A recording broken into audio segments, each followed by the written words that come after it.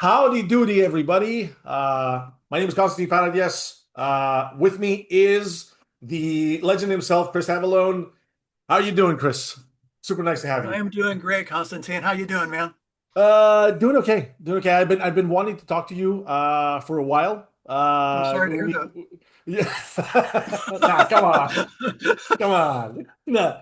I've wanted to talk to you for a while because Chris is sort of the reason why I got started, trying to learn English, trying to write in English. Because when I was a kid, I was 10, 11 years old or something, and my dad just got like a bunch of demo discs, right? And there's three of them that stuck with me forever. One was a Fallout 2 demo disc, one was a Planescape Torment demo disc, and one was a I Have No Mouth and I Must Scream. They had Oh, wow, there the was these Harlan three games. Ellison, yeah. Yes, yes. So the I Have No Mouth and I Must Scream like ruined me because like it was unwinnable. So like whatever you did, Ellen got, she got anyway, It's something awful happened to her. it's a lot like the short story. That short story is obviously not a huge Yes, positive. It doesn't end on a yes, positive note, to say the yes. least. Kinda. I mean the humans win. Like they do defeat Am. Like even if Ted suffers forever, like they defeated Am. It's like the last one of Yeah, the last lines. true. We're trying to see the positive. Like I'm trying to see the positive in my old age. Anyway, and the other two were Fallout 2 and Planescape Torment. And like you can't play those games if you don't understand what's going on. Like you can kind of like fiddle your way and feel them around you, but like I need to understand There's, what's I hear happening. there's a lot of talking in Torment. Yeah, for sure. Yeah. I never got around to playing that game because I was like, no, it's too much text. But You never although you did say something interesting, like you said, there's a Fallout 2 demo disc. Like Yeah, it was I like wasn't aware we ever did a Fallout 2 demo. no, like didn't you put out like little bits like in the promos, like in Yikes! You know what? CDs? I don't remember that because I think we would have had a mental breakdown, or else I had a mental breakdown and forgot it, which would not be a new thing. It's just that demos take Oh, so much time, and Fallout 2's time frame was already really constrained that I think I would have remembered if we did a demo. They might have done a demo after, like they released it, but that would be really weird. Anyway, I'll be regardless, honest with you, it's been 30 years. There's very much a possibility I'm misremembering it. It was a Fallout 1 thing. it The could have thing been a is, Fallout the thing is, I also played the Fallout games backwards. I played Fallout 2 first. It was like hard as hell. And then I played Fallout 1 to get because I was like, in my mind, it was like, okay, Fallout 1 should be easier. So I'll play Fallout 1 and I'll train and I'll be stronger for Fallout 2. That was my understanding. I was wrong, No, but it was like you were traveling back in time through the Fallout series. That's kind of cool. well, the reason why I was doing it is like in Greece back then, you got what you could. Like there wasn't much of anything, so it's like you tell your parents like I want a game, and if they could find it, they'd find it. Like you did what you could. You Well, heard things. your parents sound very supportive, so that's cool. Oh no, no, no! Thank God, thank God they were trying their best. Um, So what I wanted to talk about was you've done a lot of interviews. You've talked about like all your greatest hits, all the things you've done. And I don't think I can, whatever I can do, I don't think I can beat the TKS Mantis mammoth 4 hour interview, which No one can beat them in terms of time no, already. no, Like no. there was like only like little micro breaks in between. I'm like, wow, but it was so conversational that it was hard to I notice until know. my energy level went down. I get it. I get it. But it's like whoever hasn't listened to it, you should go. They go over pretty much everything, top to bottom, about Fallout and Chris's work on it and experience on it. What I wanted to do was different because I work in games and I write for games. I do narrative design and writing. Some people say it's the same job, but that's a topic for GDC. Anyway, I wanted to bring over Chris, and I wanted to have my chance to nerd out, but also to like kind of like talk about the reality of writing for stories for games because nobody does this, nobody explains this. There are a lot of misunderstandings about what the reality is. A lot of the times, people treat video games like a movie where they think like someone writes a screenplay where they have a cool idea, then they present to the studio, and then the studio makes it into a game, which is as far from the truth as possible. So I kind of want to help demystify that. So first thing I wanted to ask you was, how'd you get started in the game industry, especially back then when you did get started? where I bet it would have to be arcane. Let's see. When I was growing up, I was a pen and paper tabletop game master by not by choice. And I'd written a whole bunch of hand scripted modules for the players, and those started building up to the point where I'm like, wow, there's a lot of modules I've written here, and it's kind of a shame. Like they're all going to go to waste. I wonder if there's anything I can do with them. So I started submitting those modules to TSR's Dungeon magazine, which is like, hey, here's where all the fan modules can be published, like if they're good enough. And guess whose weren't good enough? This guy. So I got rejected and rejected and rejected. And then I switched over to trying to do champions modules and champions books and got rejected and rejected Dude, and rejected until there was a changing of the guard at champions and a new editor came in. He really needed something to publish for like their underworld enemies line, which is like kind of like Marvel Knights, I guess is a good way to describe it. It's like street level, super heroics. The point is, he's like, wow, you looks like you have a character book here that like, pretty much ready to go. And it was kind of ready to go. It still required a lot of work. He's like, we're willing to publish that. I'm like, what? So like that successfully got published. And then after that happened, even though it wasn't a lot of money to do it, that's when everything started opening up. Like, I started getting more writing contracts, even though it wasn't for a lot of money. And it wasn't enough to support myself. So eventually I went back to the editors at Hero Games that I was writing for, doing all the superhero stuff. And they're like, I'm sorry, I was like, hey, so I'm not really able to earn a lot of money doing this, mostly because you guys can't pay me most of the time. Is there any other job options out there that you guys might be familiar with that would sort of keep me afloat while I'm actually doing the game writing that I want to do? And the editor I was speaking to, he's like, well, Interplay Entertainment out in California is starting up a brand new D&D division, and they're going to need designers for that. So if you already have these works on your resume, you might be able to apply to Interplay, and they might be willing to hire you for their D&D division. And okay, so when I heard that, I wasn't super thrilled. Where I'm like, oh, I because I'd sort of lost the love for Dungeons and Dragons a long time ago, just because it felt the system was getting a little bit stale at the time. This was way back when. So I was like, it still is. yeah.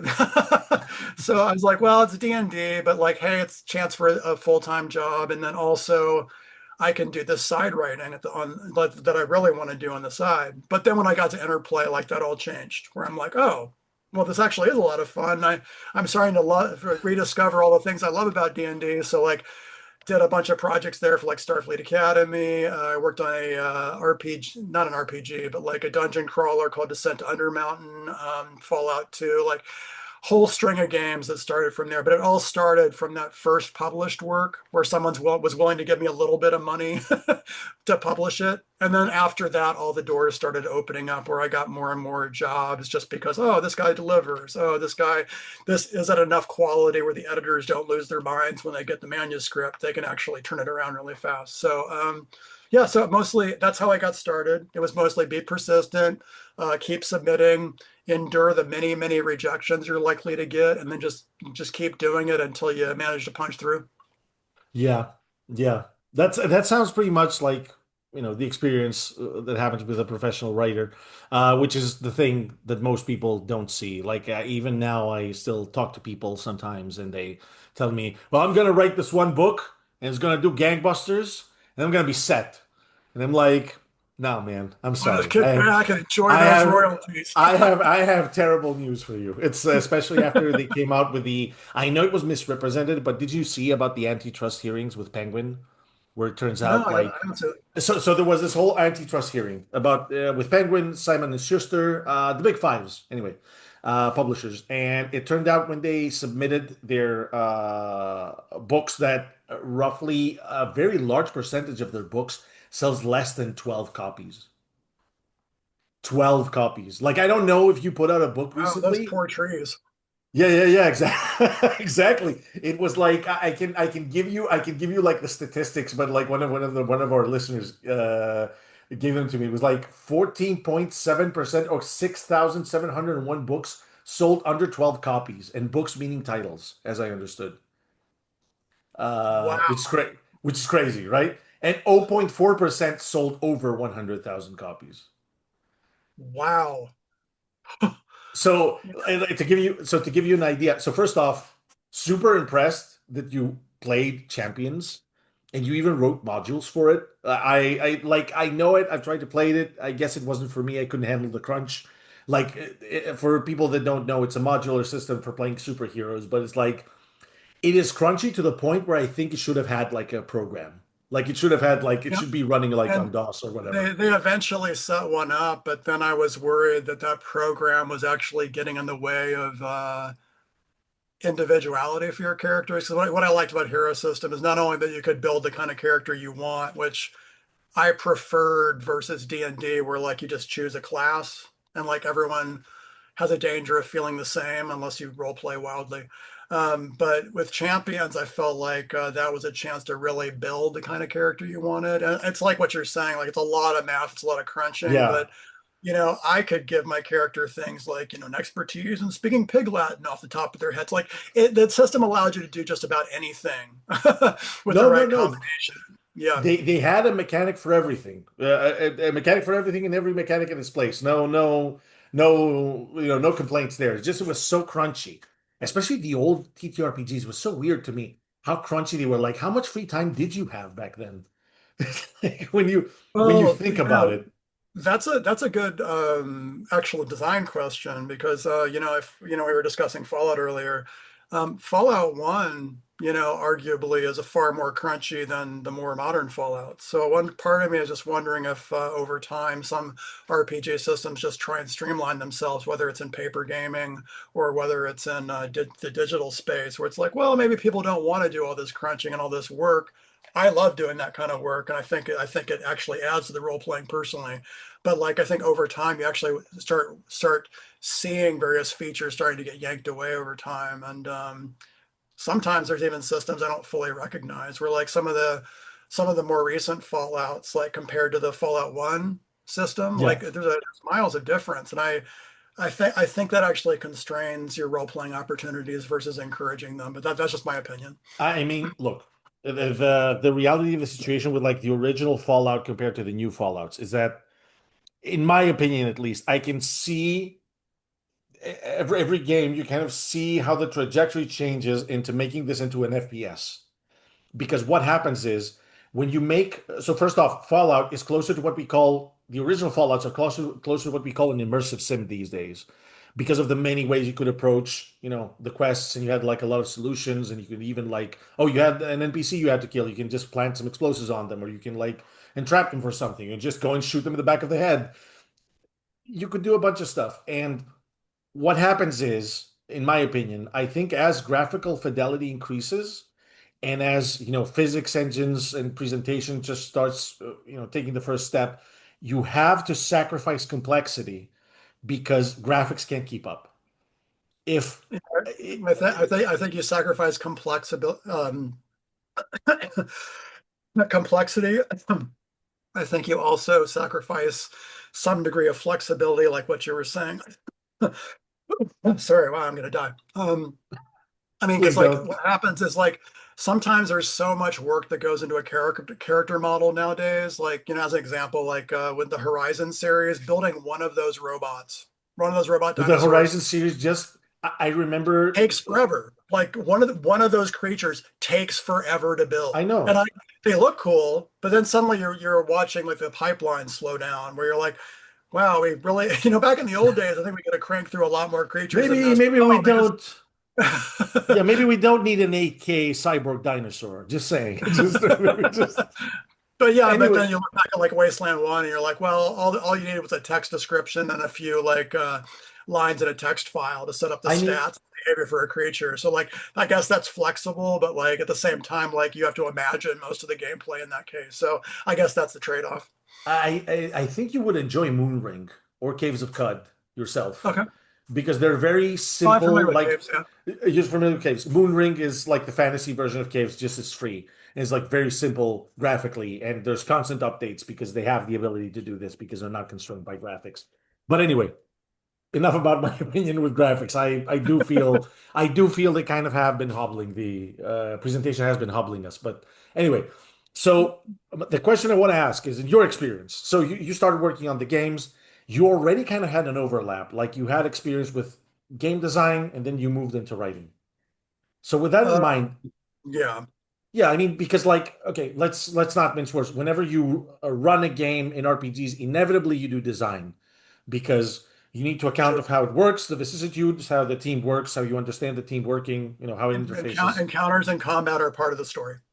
Yeah, yeah, because also there's the problem that it's this misunderstanding that happens every generation with RPGs, where everybody thinks RPGs are like interactive novels or movies or JRPGs, God forbid. That's like my understanding of RPGs came with Final Fantasy. So, you know, where people don't understand that player agency is first and what they need to do and how it accounts and how their infinite complexity of whatever the hell they want to do factors in and can derail your story.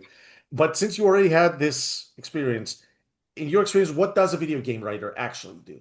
Like when they're making a game?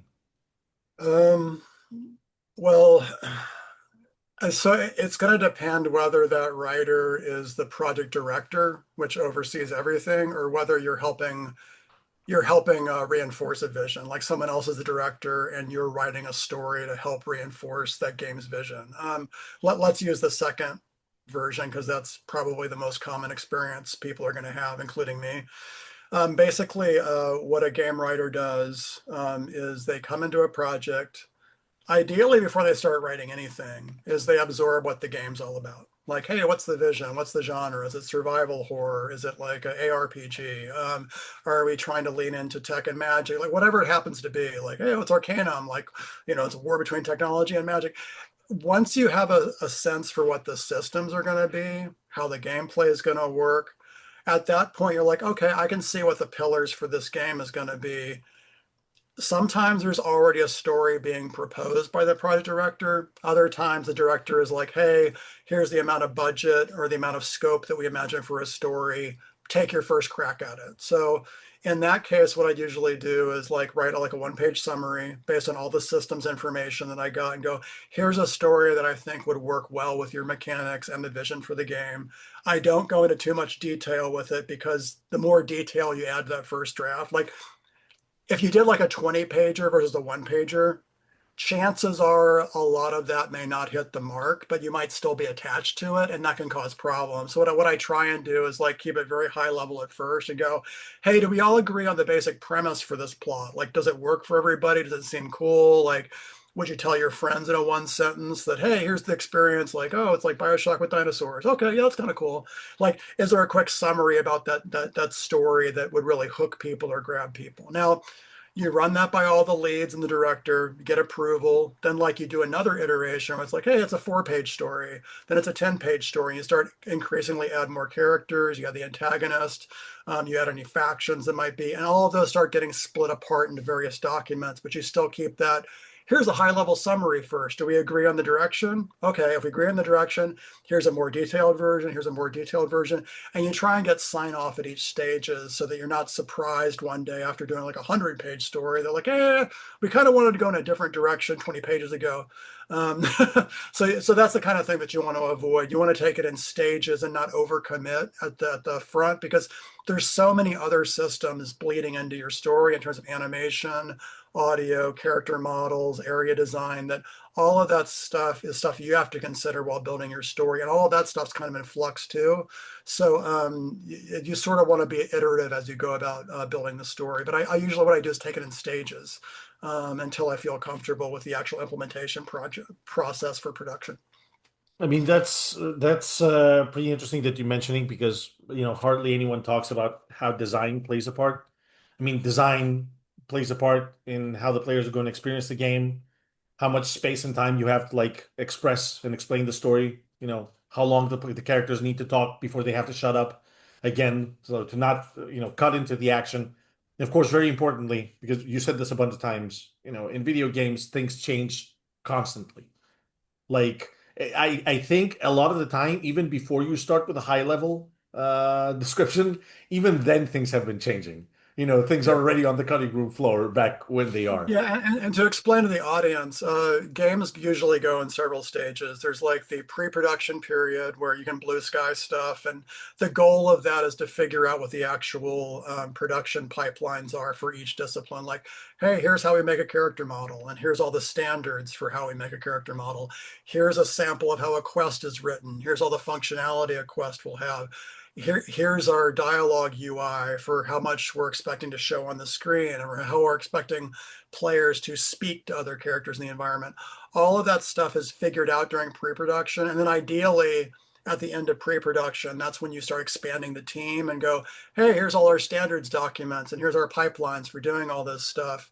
We bring in more people and we go, okay, now flesh out the world and try not to add any new game design elements during production because we may not have scoped for that or like planned for it. So that's what pre-production is for, like to set like your bookends for like, here's kind of what we want to do with the project. And it's great if you have more ideas later on, but don't add so many in that it starts doing feature creep and pushing the project out. Ideally, you want to focus on the core pillars that are making your game great.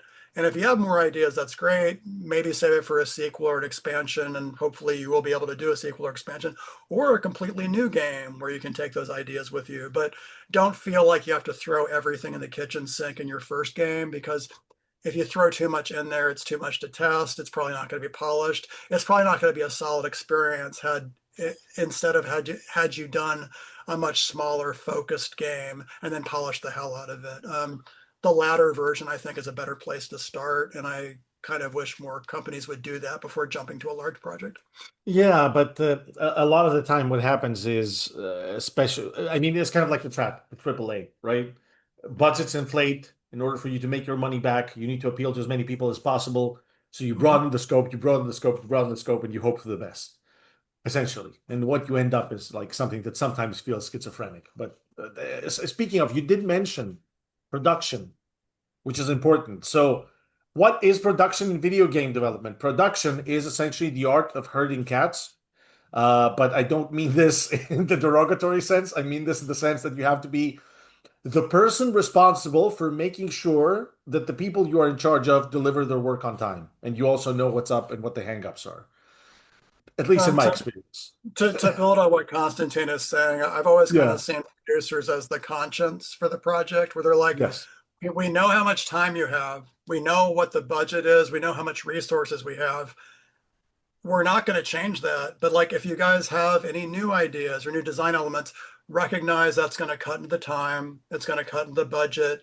And other things may not get done if you really want this other thing to happen. And that's what producers ideally give to someone like a director who's like, oh, well, I kind of want to change this design aspect. They're like, well, we're not going to control you and like demand that you don't do that, unless it's super risky, and then like alarm bells go off. But if you're going to do this new feature, this new tweak, here's the cost involved in terms of time, resources, and budget. Do you still want to do it? And it's fine if you do, but just recognize that other things may not happen as a result of that, or we may have to hire more personnel to get that done. And that's why I say conscience, because they're like, well, we're not telling you what to do. We're just like giving you the options, and recognize maybe not everything gets done under the current budget. If you have that new idea, do you still want to do it? And sometimes the answer is yes, but then, if you prioritize stuff correctly, that just means like the C priority stuff, or the 3 or 4 or 5 priority stuff. That stuff will just get moved off the calendar and left for another time, and possibly just not done. Yeah. No, it's absolutely. So how did you get into production? Because you're Um, best known for writing, but like production is kind of like a secondary, but it is a bunch of credits that you have on a bunch of projects. Yeah, so I think the last full-time production role was actually being an animation producer on South Park: The Stick of Truth, which actually was a really interesting That was experience. such an That was awesome crazy. game. It was such It an was awesome like, game. well, it was not a writer on that project; it was a producer, and I'm like, wow, this is kind of crazy. I think you really actually can't be a good developer, or at least as good as you want to be, if you're not keeping your eye on production. There's so much of the realities of game development that are involved with production, in terms of like, are you doing your tasks on time? Are you estimating your tasks on time? Are you being cognizant of like how much the area designers can actually do when you're building this story? Like, are you being responsible in that? Like, you're not asking for too many areas or too many quests. Or, and here's another thing is like, also like, it might be great you're spending 80 hours, a week working on the game because you really want to. But, if that extra 40 hours of design time or writing time that you're putting into the game, like that puts more pressure on the other departments. Like, oh, like, well, do we have to expand our area designs? Like, do we have to test more quests? What burden are you putting on quality assurance when suddenly you're dumping all this new content into the game? Like, that's more stuff that they have to test too.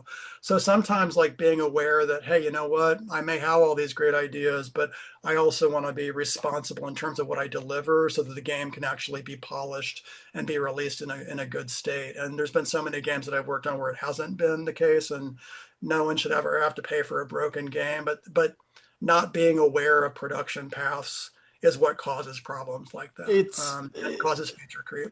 it's kind of the reality of the situation of the medium and how it works, which I guess it's what people have most trouble understanding. Um, you've kind of gone through, both RPG design, you've gone through game design, and you see how different the mediums are. For example, TTRPG design, theoretically, with the exception of like, the art budget and the map layouts and the page count, you're free to do whatever you want. There's no there's no actual cap, right? Maybe game balance, if you're given some guidelines that they tell you, hey, Chris, don't give them like, something that breaks the game at the end, like at the end of the adventure. But in games, understanding the whole kerfuffle and the chaos that's there, it's part of the medium.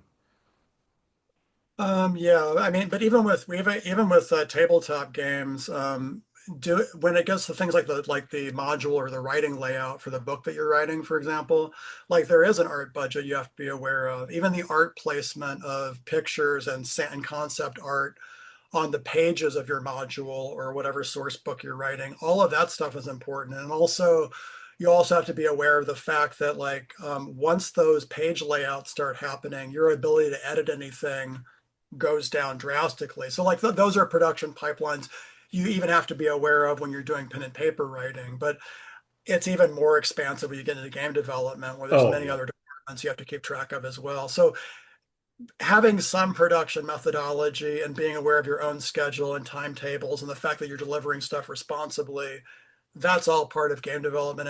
And you kind of want to have that skill if you want to be the best animator, the best game writer, or whatever happens to be.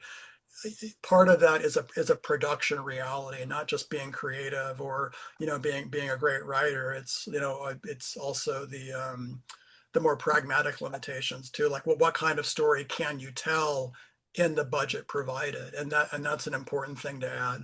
No, I think limitation is understanding limitation. I think it's hugely important in this. And a lot of people miss this. A lot of people don't understand this reality in games. Like a lot of people, and it's difficult to explain this. Even like now that we're explaining this, and I hope we both understand each other, we explain the vagaries. I hope we're making it clear to whoever's listening that every game that comes out is a minor miracle. It's uh it's a little bit of I chaos, won't, a I little won't bit of argue with that. organization. That's a good statement. Yeah. I've worked on too many projects that, like, for example, couldn't get made in the end and got canned. So that's my perspective, at least. Just some summary stuff for people out there, since the major of the podcast is getting into game writing for this particular episode. Some realities the audience might be aware of is so when I got into game writing, there really wasn't a writer position at the time. It was mostly just game designer, and not every company at the time even had game designers. Usually engineers would also do game design. And then over time it changed, especially with RPGs, like, oh, we do need game writers. And like, oh, wow, like Half-Life proved having a good story, even if you're not doing a screenplay, like adding those narrative elements makes the game so much richer. It's like, oh, wow, we see the value in having like narrative designers for games. However, in today's market, things are pretty dismal. So that what I'm saying about persistence and like keep trying and like fight through those rejections, it's just as appropriate now as it was then. Just because so many studios just aren't hiring anymore. They're very cautious. They're very scared. A lot of projects aren't getting funded. There's been tons of layoffs. So like not only are there not as many like high budget games getting made or getting funded for the future, like those roles have diminished too. So like you might be able to get jobs in indie spaces or start your own game, but that carries a certain amount of risks as well. But that persistence, like it's even harder now than it would have been like 7 or 8 years ago, just because of the downturn in the market. So that's a reality that sort of budding game writers are going to have to face. And Yeah, yeah, but I mean, I don't know when things are going to improve. look, I think it's better to be sincere with whoever you're talking to. I don't think it's good to just go out and say, just keep on believing. You can do it. Like I usually reserve and do this to people like I talk to who don't understand what you're telling them. Like if you explain to someone how bleak the situation is and they're like, "Yeah, but how can I get can you get me a job?" And I'm like, "You know what? You can do it. Just keep on believing." And then just Well, I this mean, light, this goal at the end of the rainbow, kid. It's like I well, I know it's mean, rough. Writing is rough in every industry. Writing was rough when I was in publishing because I started working in publishing in like 2010, 2015. And at one point I look around me, 2015, everyone I know and worked with was either like dead, bankrupt, or insane. Everyone. Like it was like, and it was like, oh shit, I need to get out of here. And that's how I got into games. But how I got into games is a whole other story. But you we're know, talking about you now. Um, also like when people apply for jobs, like another question I get a lot is like, well, like will you critique my portfolio or what should I include in my writing portfolio? And for me, my suggestion is always tailor your portfolio as closely as possible to the company that you're applying for. So, like if you're applying to Bethesda for a Fallout writing job, you want to make sure your portfolio doesn't have anything that's not focused on post-apocalyptic writing, as close to Fallout as possible. Because another hurdle is when you're applying to a company and you have a huge writing portfolio, and for whatever reason, maybe like your best short story you ever wrote was a romance, and you put that in the front of your portfolio, and maybe it won a bunch of awards, but like if you're applying for a Fallout game, that's not going to be the first thing they're looking for. And when they see that in a portfolio being featured so prominently, that can sometimes give people a reason to discount your entire portfolio and go, you know what? This person seems more excited about writing romance fiction than writing a post-apocalyptic story.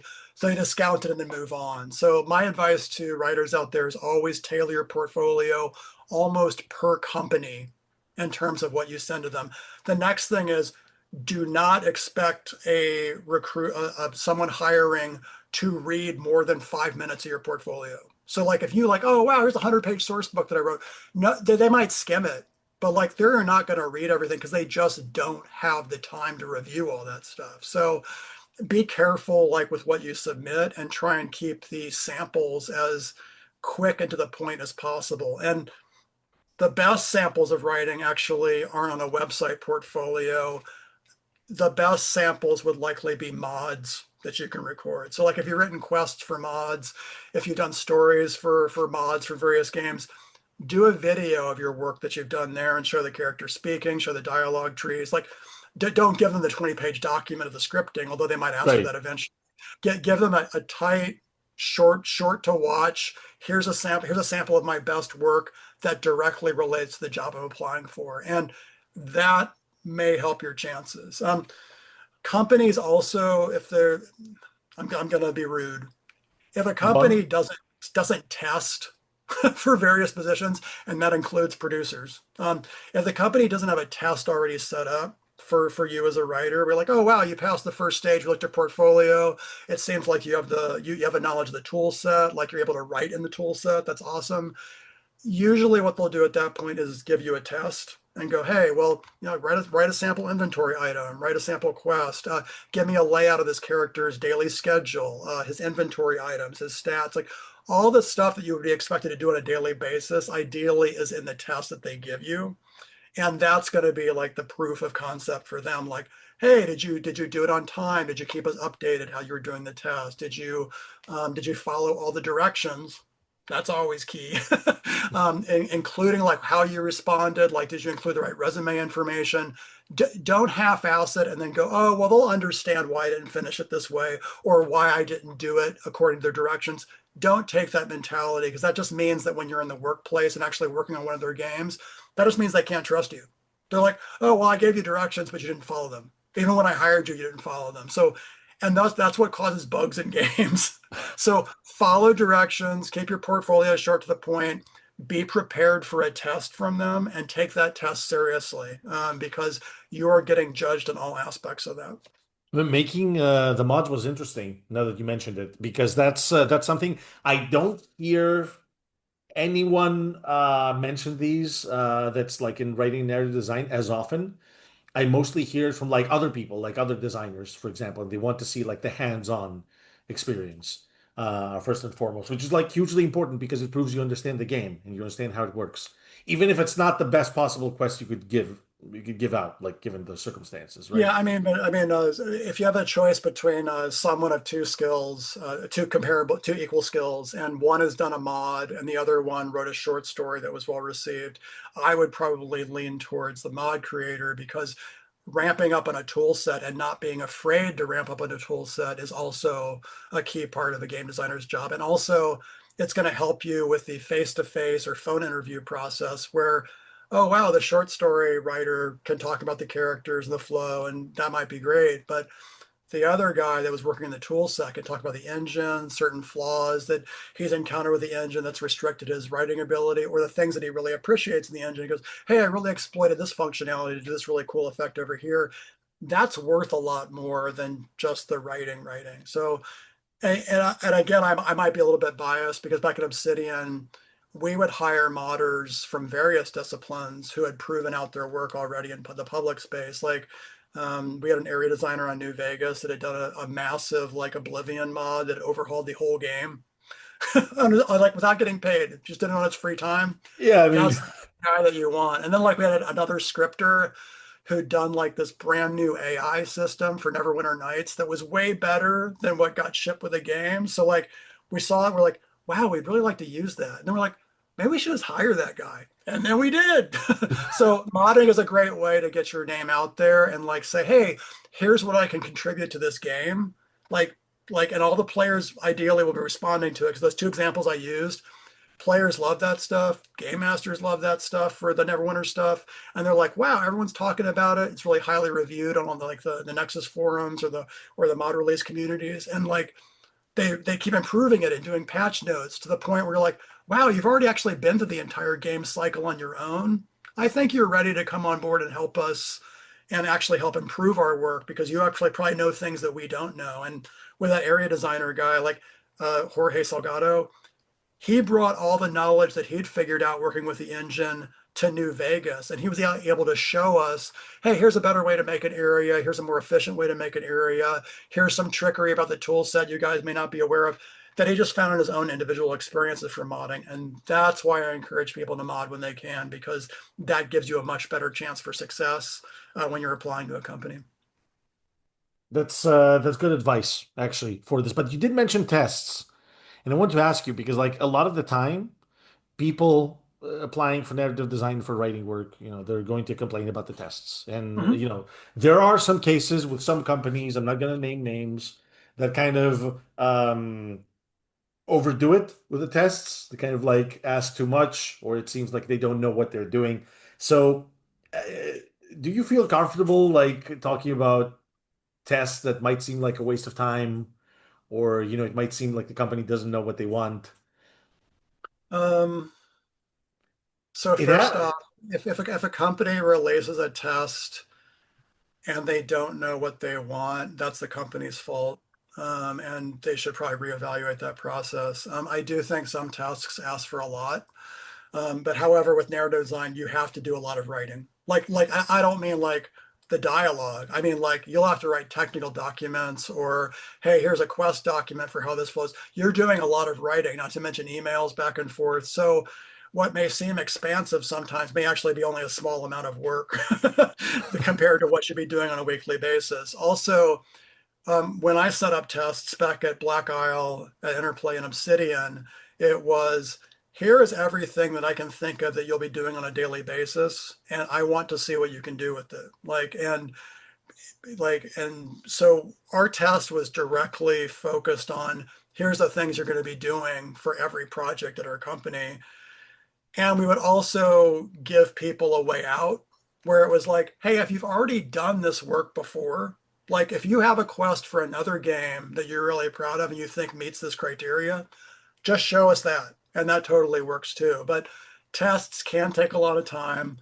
We normally wouldn't pay people for tests. And I know that's also a big thing where people are like, well, if I'm not getting paid for this, I don't want to do it.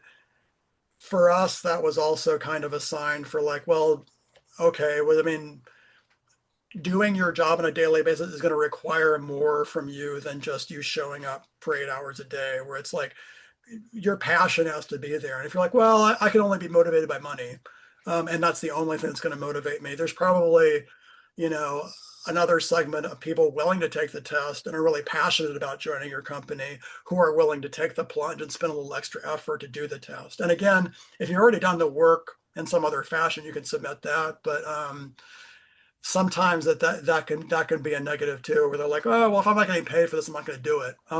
Okay, well, there's plenty of things you're going to be doing in your job that you're not going to get paid for that will make the game better. So, I mean, just keep that in mind before you rush to say no, or that company's not worth my time. Like they're testing you for a reason.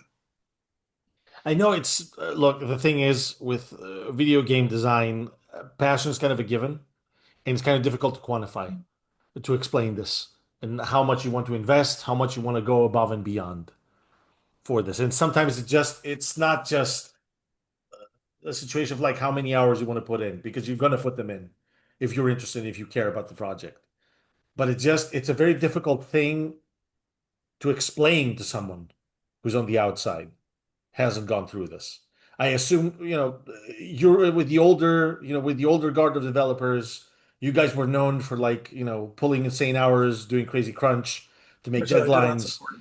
Yeah. Yeah, because there was lacking project management back then. Like project management is better now than it was then, but there was also the question of like passion for this. Yeah, well, I And mean, it's but sometimes what the test is also testing for is you may think you have passion, but you don't.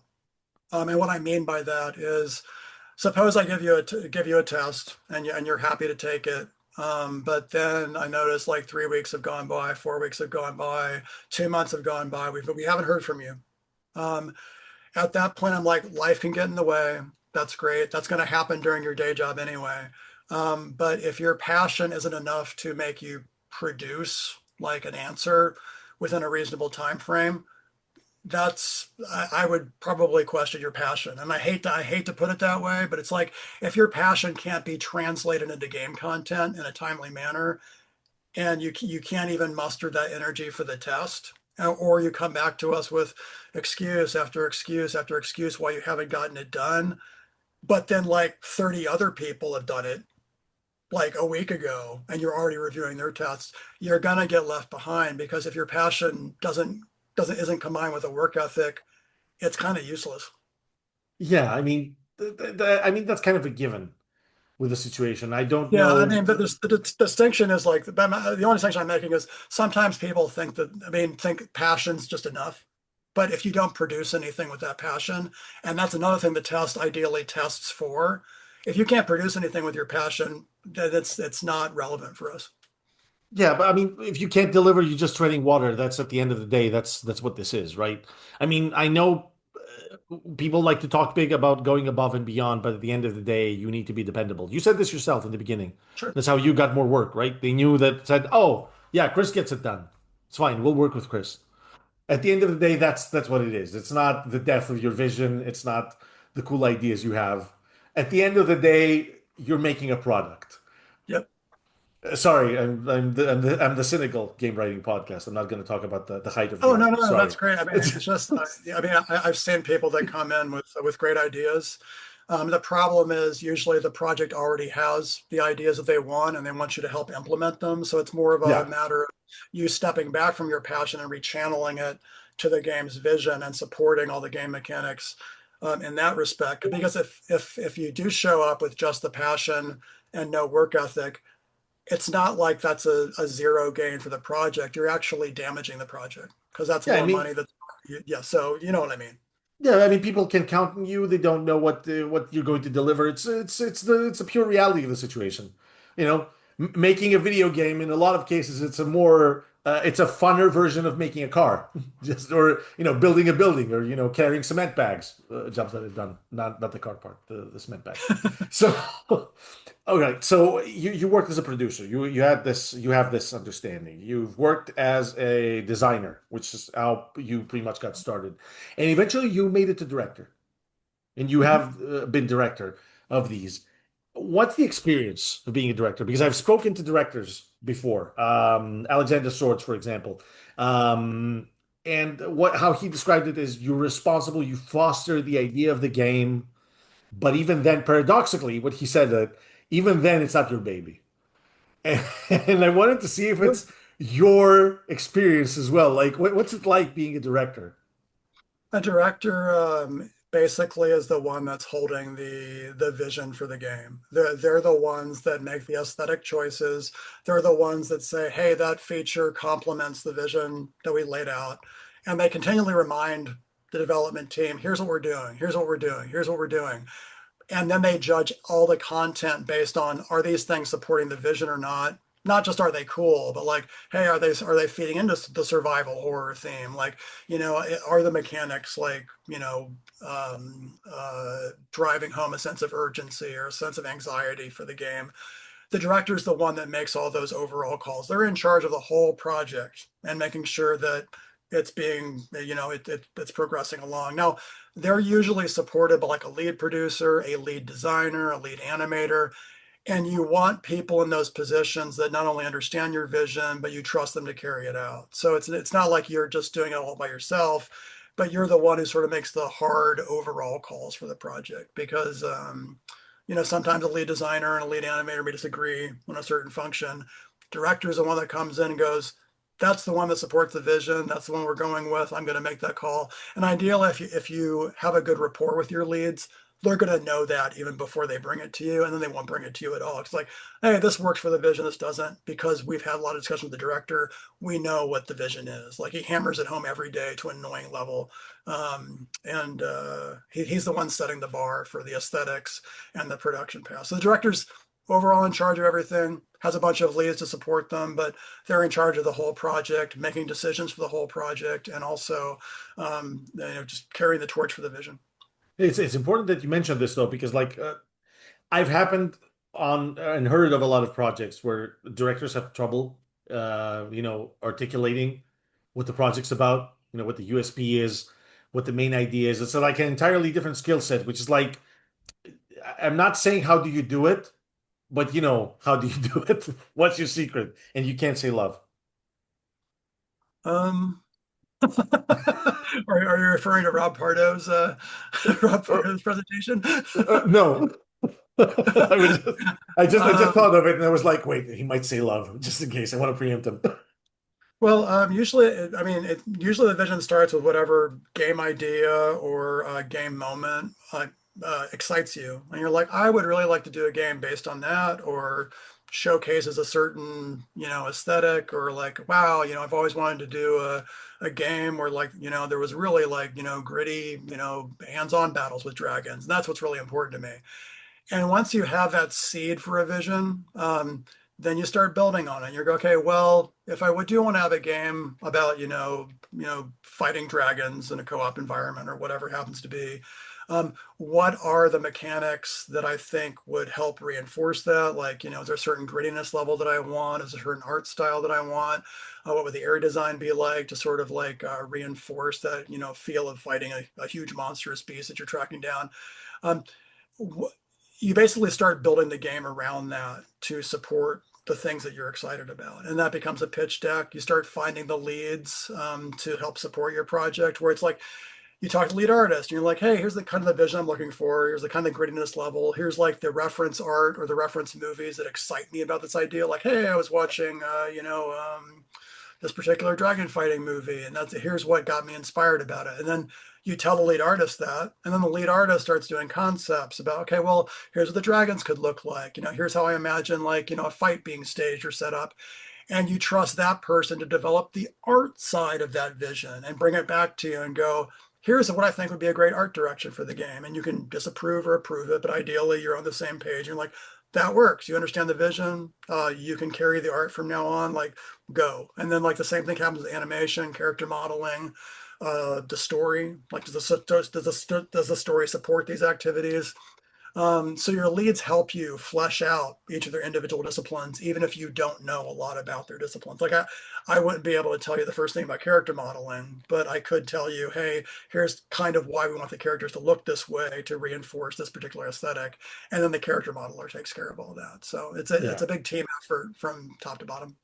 Yeah, I mean but it's hugely important to get people to understand, what this game is, what we're making, Mhm. why it's special, why it's different. And a lot of the time it's so difficult in so many projects, in It so is. many I ways. think, one thing that I usually found helpful is so another great thing about pre-production is that there aren't a lot of people on the project. That may sound crazy, but it lets things get focused. Like when you have 8 people and like one's a director, one's a lead producer, and then you have the 6 other leads.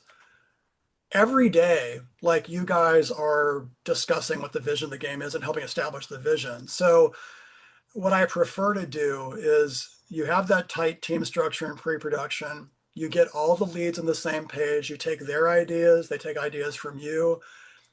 1 month before pre-production is over, the leads should know just as much about the vision as you do, but most importantly, they've bought into it. Like they may have raised whatever questions they have, they may have given whatever input they have. You may disagree about stuff, but you've made decisions on stuff where you're like, well, we're not going to have dual wielding in the game. And I know you don't like that, lead animator, but like that's just the decision we made. We might consider it later on. Lead animator, okay, well, I understand why, and I'm not thrilled about it, but okay. Once all the leads buy in, it makes it much easier to explain the concept to the rest of the team. And what we usually do by the end of that pre-production period, do a big team presentation. We're like, hey, all of you are coming on the project next week. Here's what to look forward to. Start percolating about the vision. I'm going to run you through the high level vision for the game in a PowerPoint, usually about an hour. It's going to showcase all the writing, the story, the characters we're looking for, the mechanics, what we're hoping the player will feel while playing this game. We're going to record that presentation so that when new people come on later, we can say, hey, watch this video. And then you'll see all the stuff that we were talking right at the outset of the project. And that's usually a good way to get everyone on board right when they join the project. And then when production starts, the team expands, and then every department should know what to do, should know what the pipeline is, and then they just go about enacting that vision. And aside from just doing reviews and reviews and reviews to make sure everyone's like still holding the course, like that's generally how I prefer to structure things. Man. I wish I'd been on some of the projects you'd onboarded. So I've been on so Don't many speak too projects. fast. No. It's just I'm just saying like it just sounds so nice being able to onboard because I've worked in so many projects where it's like, welcome to the company, figure it out. Just kick your ass and just send you into the project. I had this one line that still haunts me from a lead designer with a project I worked on. Whatever, it's Flintlock. Jared, if you're watching, this is from you. So I was talking to him, and he tells me, "You're going to learn most things about this project via osmosis." So like Oh, yeah, the I've yeah, heard that we before. don't yeah. It's like I had to do like a lot of documentation there. It was a lot of things about, untangling the mess, figuring out where it goes. Actually, that's a good point. So another reason I do the videos and the PowerPoint is because, and I try and do the PowerPoints as visually as possible. Like there'll be data on them, but mostly it's image, image, image, a little bit of description about the image, because a lot of people don't want to read the huge design documents. You can't No, read what? them. It's shocker. So the more visual you can make it, and the more you're drawing in elements that other people have created too. It's like, hey, here's the lead animator showing some of the innovations for the game, and that's part of the presentation. Or here's the lead concept artist. Here's their concepts for the ghost people that I put in the presentation. And when they see when those leads see their work being showcased to the whole team, like that gets them more invested. They see what their work's being used for. And it's sort of a pick me up to go, hey, we're all on this project together. And here's the important point that you're adding. And it's part of the presentation so everybody can see it. So with a goal, get everyone on board, get them stoked, get that passion going. And now let's create some content. Nice, nice. But and we did talk about you being director, but speaking of doing a bunch of other jobs, you've also done VO and you've also written lyrics for for songs. Begin Again, and Yeah. what Not was that that it like? wasn't How a did path. that happen? Well, I mean, that's a good part of working with a larger team. So the whole song lyrics and the song wasn't decided by me. The Oh, audio director for the Fallout DLCs, and then our marketing manager, they were the ones who were like, hey, some of the themes for this DLC could work really well as a song. And our audio director really liked making music. He goes, hey, I could do this track. We could add some lyrics from the game into it. And that was just something that he wanted to do for passion. Never asked him to do it. Turned out great. But that was an idea that came from a completely non-narrative direction, and it made the game better, made it more interesting, and also got those people really stoked too because they're like, "Hey, I'm able to showcase more of my art in this game in a way that I may not have been able to in other games just because the director was open to me doing this because it does support the vision. So good ideas can come from anywhere. Good story ideas can come from anywhere. Don't shut them out. They can surprise you, and other team members can do some amazing things. nice, nice. No, no, absolutely. I mean, look, if you have a good idea and it inspires people, it means that you did a good enough job conveying it, which is difficult because I saw it in an essay, a video essay that raised a pretty good point. It was someone from outside of the video game industry, but he was saying like we're seeing a de-professionalization of the industry. Like a lot of people are kind of like losing their passion. Like you said, it's difficult to get work, a lot of layoffs. People are kind of like emotionally distancing themselves from it. And it's hard, at least with developers I've talked to, some people find it hard to get pumped up about the project they worked on if they don't know if there's going to be like a future for them. And I know we're raising kind of like a point that's kind of bleak, but it's kind of like a situation that it's a reality. It's a related situation that we're talking about at this time. And we don't know when it'll get better. I don't even know if it will get better because personally, I I went through the That's same thing a with question. publishing. Around 2015 was like when publishing was like really going down the drain. One thing that drives me crazy, but is something your audience may find worthwhile, is so a number of people come to me asking about jobs, and I try and forward any job requests I get. And if you're out there and you also come across a job, forward it on LinkedIn or whatever, like pass it around because there's so many people out of work. But what can be frustrating is when you're trying to help someone find a job and there's no writing jobs. And then you do find a writing job where you're like, hey, that's a position that's open up near you. I guess it's paying around the amount that you want. And this person's like really been asking, they've been out of work for a while. And then you suggest the job to them and they're like, oh, I don't want to do that. Sometimes I'm like, it's good to stay working because if you're out of work for too long, whether it's your fault or not, so that's a question you're probably going to have to answer on your resume. But ideally, like even if it's not exactly the project you want and you may not see yourself getting pumped up for it, it's worth applying for and worth considering. And if you have no other options, I would strongly consider taking that job because there's stuff you're going to learn. Like you may discover you actually love the project. You're like, oh wow, that this genre that I never wrote for before has some really cool mechanics to it that I never thought about. But I'll take those back and use them on my RPGs, even though I'm not working on RPG at this particular company. Like all those are opportunities. So if you if you're out of work and you desperately need a job and but you're being very, well, I don't poo-poo, I don't want that. really evaluate that because there's still value in at least considering and taking that other job until the right opportunity comes up, because you may discover that job that you don't want actually is the right opportunity. And that's certainly the way it was for me, where it's like I didn't want to be like, oh, I didn't see myself as a game writer, like, I mean, a computer game writer. I'm like, I want to write for comic books and do novels. But then when I got into game development, which wasn't initially my passion, I'm like, wow, I'm really enjoying this. And then my passions changed just because I had that exposure. So like, don't brush off a job that you may seem like you don't want at first glance. Give it an honest chance, especially if you're out of work, because you really can't afford to be too discriminatory in today's economy at all. No, I don't think like in my opinion, I think you should never be discriminatory with writing work, no matter what it is, when you're doing writing. We're not just talking about video game writing. If you are writing, like, you know, write adventures TTRPGs, write for like produce magazines, write news, write obituaries, just write. Just get any Right, right, work right. that you can. Don't, lock yourself into a niche and just say, I'm gonna do this. By the way, speaking of comic book writing, did you ever get around to it? Did you make it? Hmm. Yeah. Really? Which ones? I'm sorry, I haven't been. I Oh, didn't so know I you had. wrote some short stories for Star Wars Tales, based on Knights of the Old Republic 2. And then Nice. I also wrote a few stories for Clone Wars Adventures, which was another thing that I wasn't super passionate for. I'm like, well, it feels like it's a kiddie show. It's not a kiddie show. No, um, no. but then when I'm like, well, but this is an opportunity to break into comics. Why don't I give it a fair shot? Even though I wasn't always super excited about Star Wars, I didn't know a lot about the Clone Wars Adventures stuff until like I'd watched a ton of it and then loved it.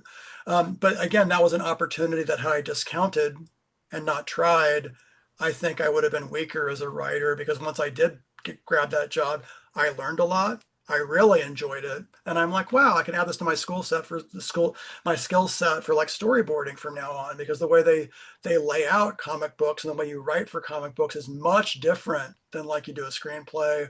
Well, I mean, some comic writers actually do write a screenplay, but in this case, I didn't. Where the format of how you write a comic book is different. You'll learn new things. You'll learn brevity of dialogue, how to pace it properly, why audio beats are important. Because like even comic books teach you that, where the emphasis on a certain word conveys the tone of the entire monologue the character's doing. And that's stuff that I wouldn't have learned if I had just discounted the comic book job and go, well, that's not kind of comic books I want to write. Yeah, I want to do Batman. Just turn it down. Just you never know when you'll get your chance. Oh my God! But that's one of the best examples of how to break into writing that I heard at Comic-Con many years back.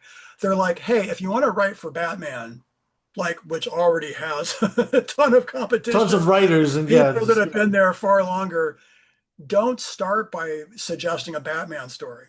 Start by writing an Alfred Pennyworth story, and like write a really good one, because that's tangentially related to Batman. It's an avenue that isn't quite as heavily explored as Batman, and you don't have to carry all the exact assumptions that might be in the comic book to this story that you're doing, because it's a side character that doesn't usually get a lot of attention. Or, I mean, at least when I was reading Batman comics. So that's always a good suggestion. We're like, hey, rather than coming in and assuming you're going to take over the store, try it from a different direction, where you sort of like get in on the ground floor in a different room, and you're like, oh well, like if I'm writing an Alfred story and it's still in the Batman universe, but because I focused on this side character and made it really good, I brought something new to the genre that yeah. wasn't there.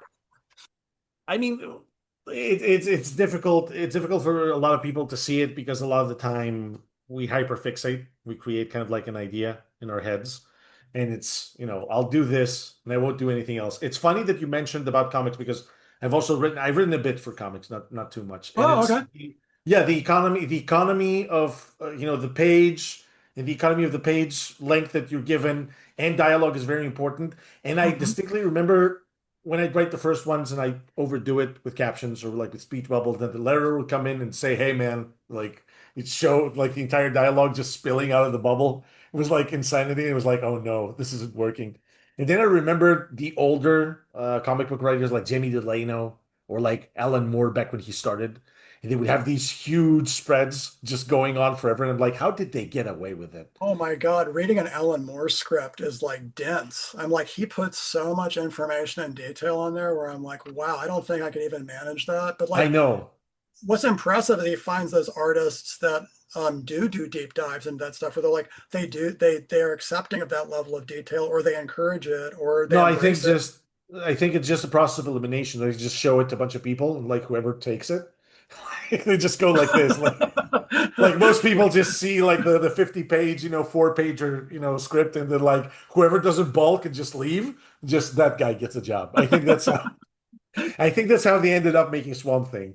Um, so going back to your roots though, right now we have a renaissance with TTRPGs. Everybody gets to make a game. There's all kinds of games, going out. You can put them out with Kickstarter. You can put them out in DTRPG. It's crazy. Like even I'm making a game. Imagine that. So how do you feel like now that it's changed so much? Like, do you even have like, do you touch with it? Do you touch upon the industry at all? Do you play any? Do you have time to play the games? Not usually.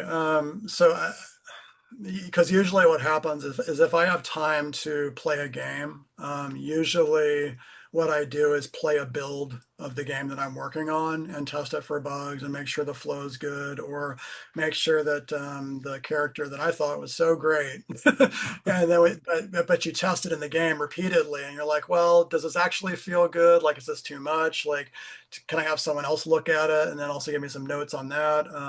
So usually when I have free time, I'm actually playing the builds for games that I'm working on, which I think is also important for any game writer or any developer on the project to do. Or it's like you want to know you want to know everything about the game you're working on, because even doing props or doing characters, you may not know the area they're showing up in, and you're like, oh wow, I chose the wrong Yeah, the colors for flow.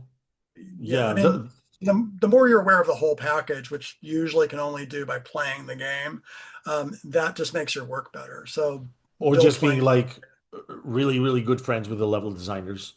They can just help you. They Well, can just show I you. mean, No, it's absolutely necessary. It helped me a lot. Like some of the first people I worked really closely with were all level designers, and what I learned to do was kind of like back when I was starting games, like when I was starting with Raft, for example. Um, we would work and they would teach me and they would explain to me like how gray boxing works, and it would be like, oh, mhm, we do this thing and it's that because I'd go in, I'd write some insane thing. They would tell me we can't make any of this, so let me show you how we make the game. That's why, like, exactly. for example, among the first areas that made in Raft was like, I don't know if you've played it, but the first area we made was like an oil platform because it was just we stacked a bunch of like basic shapes and then we arted it. So it was the easiest thing we could do. So understanding this and understanding the flow is very critical because a Yeah, lot and of the that, time, yeah, yeah, I a mean, lot of the and time you that. think you have. Hold on, I'm cutting you off. Sorry. No, don't go ahead. Finish. I'm so sorry. Yeah. No, I was I have an saying interruption. a lot of the time you think you have space and then that space isn't there. You think there's time for a dialogue and it turns out the metrics don't pan out. The player is moving too fast. The player might run. Whenever I write dialogue in an area, I run it through what I call the hypothetical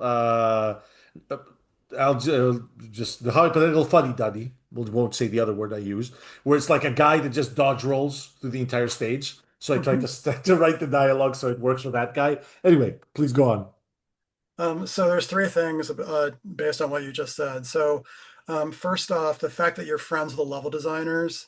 An ideal situation is to be in a small pod of everyone that's creating content for a certain area. Like, hey, we're doing the Baldur's Gate city, and I'm in the same room as the two artists building out all the buildings and the streets, but I'm also there with a QA person maybe who's testing all the stuff as it goes in, which we did during Fallout 2, for example, which worked really well because they give us immediate feedback on stuff that was broken or Mhm. wrong. And the environment artists are in there, the actual level designers are in there, and because you have that back and forth, really rapid communication, you learn things about their discipline. We're like, oh, it's better to deliver a narrative in this respect. It's better to be like what you're saying about like the movement speed. Absolutely important for like voice or audio logs or voice narration, and it absolutely affects where you place an audio log, because you're like, okay, well, I'm probably gonna need about 30 seconds for the player to hear all this, assuming they press start as soon as they get it. but then I also have to be aware of the localization concerns where it's like, oh, but if this is being spoken in German, it's probably 150% longer. So, okay, Nah, am they're just 10 maybe. am I budgeting that also, in the flow of the level? So, I mean, that's one thing. The second thing is you being aware of those things and those examples you cited, that is kind of what a producer does. They have to keep an eye on the budget and how the teams are implementing the content, what works best for the implementation of that content, how long it takes.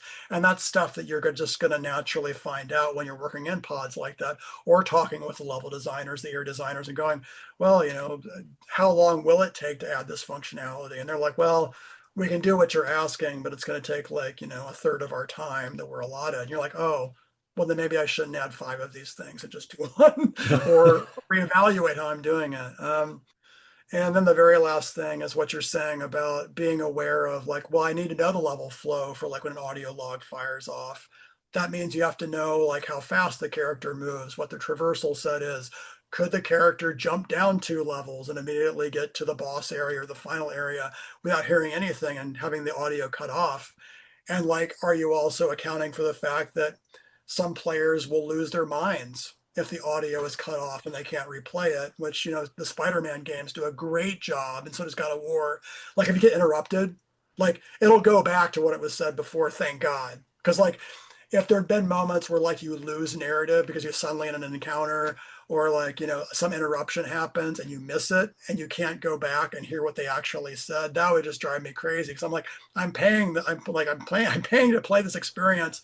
I want the whole experience. I don't want some accident to make me miss even a small part of the story. Cause I wonder about that. Nah, it's fine. For anybody else, you probably won't notice if I do a good enough job, but a bit of a technical issue. We're right back. I get what you said about the player not about you not wanting to have the player miss an iota of the narrative, which is also kind of like it's a concern that I have. I don't know. In my experience, I've always had kind of like uh I always had like a discussion with a bunch of teams, which is how do we optimize the narrative so the player gets as most of it as they can without breaking the flow.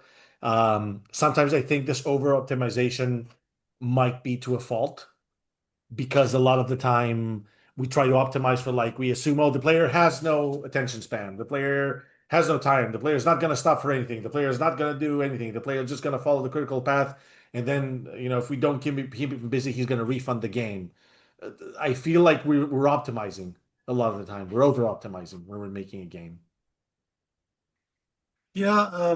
So I mean, well, 2 things really quick. So first off, in RPGs, I'm actually okay with players missing content when it's by choice.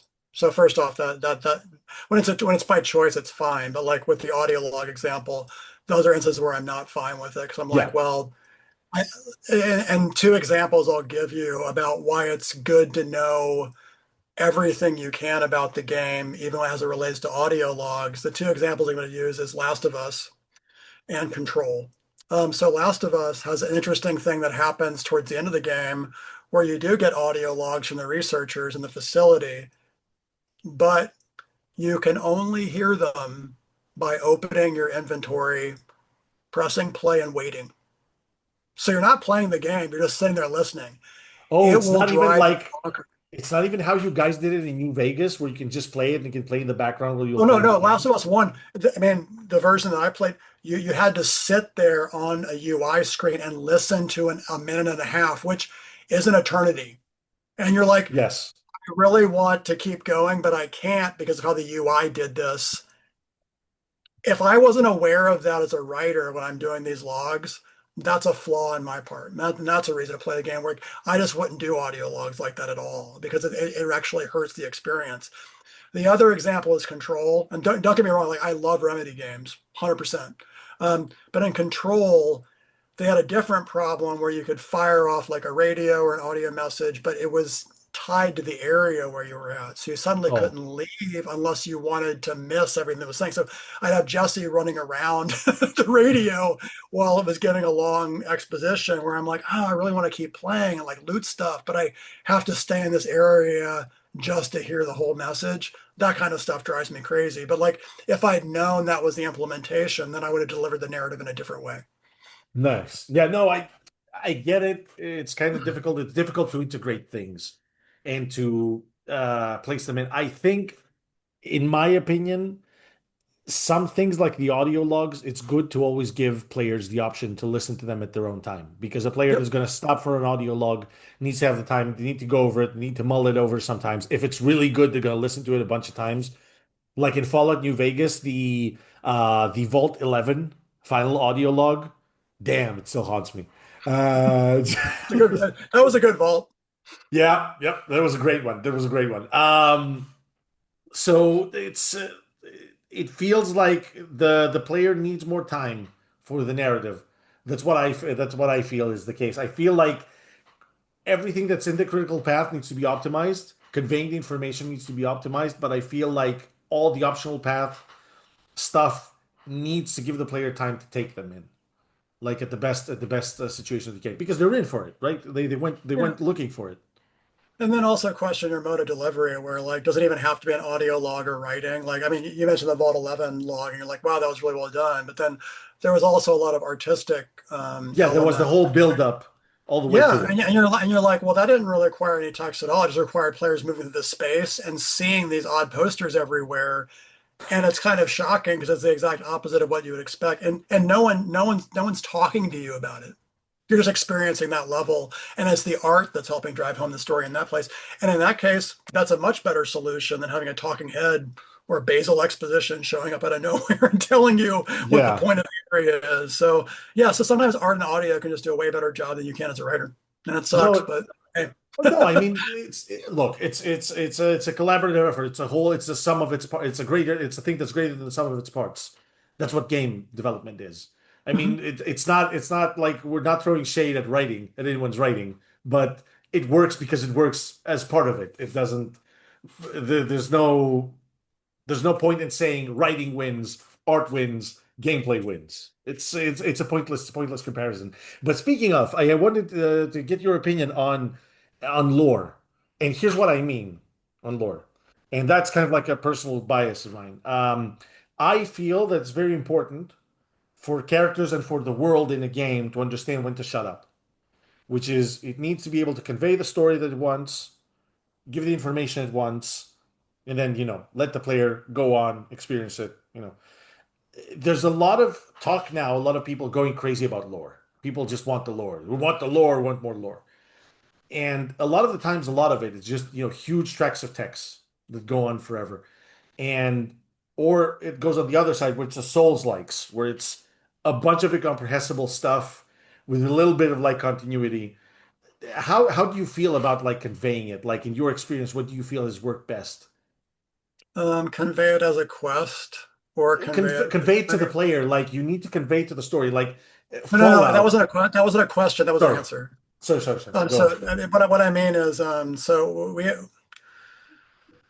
okay. There's a whole bunch of subtopics to this, but the first thing is try and find a way to communicate the lore, especially if it's a piece of lore that you're worried requires a lot of explanation.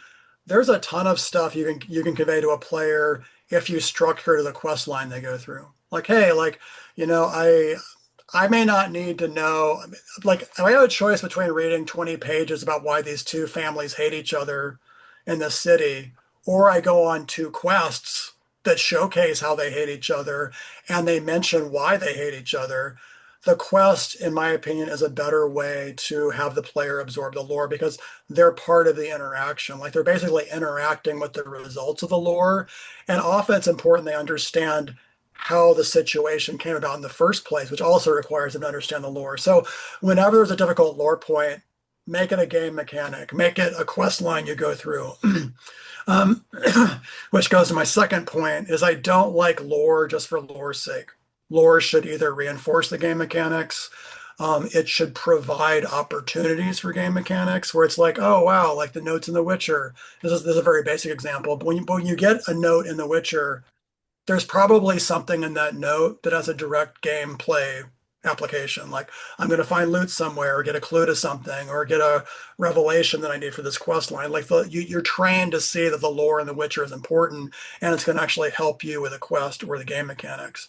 For me, I like to have game mechanics, the lore to be more gameplay oriented. Like, it's one thing for me to like go, oh, I could do like 30 or 50 pages of lore on Caesar's Legion and Van Buren, but wouldn't it be cooler if I designed a series of quest lines that made you rise in the organization, you get new quests related to your status, then you get to take over the organization. And I don't mean like in a Fallout 4 kind of way. I mean like you take over the organization, you set new policies, you set new rules, you start affecting their loadouts, you start affecting what quests and temperament the faction can do.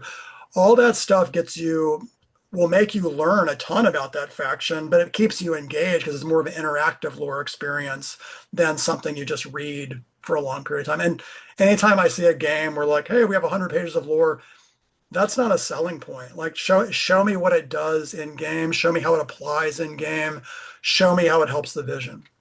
Yeah, because a lot of the time I feel a lot of it's getting done just for the sake of getting done and to like support the cottage industry of lore tubers, kind of like Yeah, professional readers. they get high on their own farts.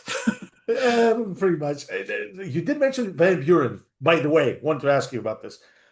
So, Legend says you ran a Van Buren TTRPG game to kind of like test the Mhm, system.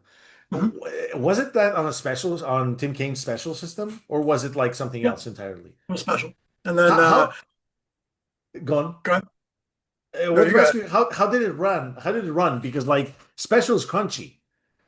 And Yeah. like a lot of the reason why people like we look at it fondly is because we have the computer doing all the hard work with the math. Like how did it run? Did anyone ever consider like putting this together and just I don't know putting it out there? Um, well, I mean, I thought about releasing it because I still have a lot of the pen and paper stuff we did since it wasn't actually tied to Van Buren specifically. It was more like, hey, here's how a Fallout game could be run. What we found is it actually wasn't super crunchy because a lot of the basic decisions you make with the skills that you purchase and the attributes, that's not really a lot of math. Now, if you're plotting out like your 5 year character growth, that's a different matter, and that can get really crunchy in terms of what like perk paths you want to take. But we usually found that hey, we're going to give you a week to make your characters. That's going to include like background or like describe to me your power fantasy around this character. Like give me the gist of your character and like what makes you unique in the world. Like Dave Baldonado, who's one of our designers, like made a boxer, and like he's gonna have the pugilism skill. He's probably gonna use like boxing martial arts or whatever. Another character might have a 10 charisma and no combat skills, and he used to be like a cult leader. And then you're like, okay, well I have all these different characters coming in. How do I write quests that accommodate all the ways that you can build these characters and still make them fun and interesting? But the nice thing is when you have 12 players that have done that, they give you a pretty good range of like how they can affect a quest, like right there in the tabletop. So a nice thing is I can't shut it off. Anyway, But oh my God, speaking of exposition, shut up. Shut what up. what is it? It's a reminder system that I purchased that does not work. Oh my God, it's still going.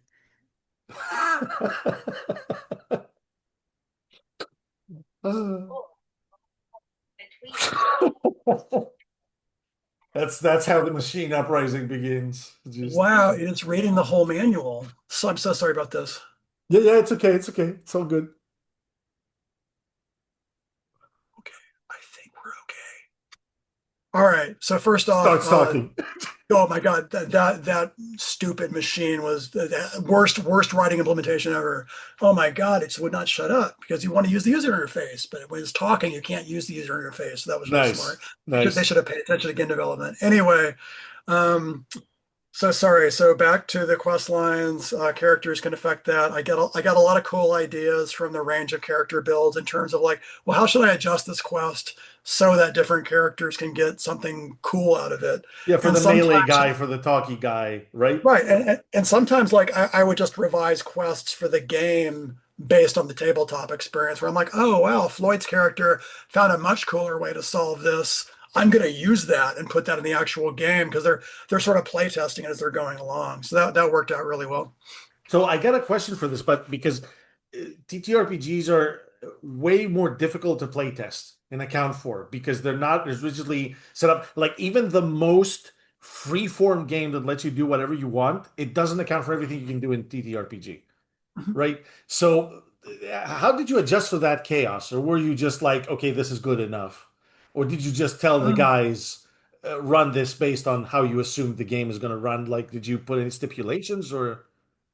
well, no, I mean, it was basically just running like a Fallout 1 tabletop session. So like we still had like hex-based movement, like you still had movement points. You Yeah, still yeah, yeah, basically obeyed all the isometric rules, which still work in a turn-based game.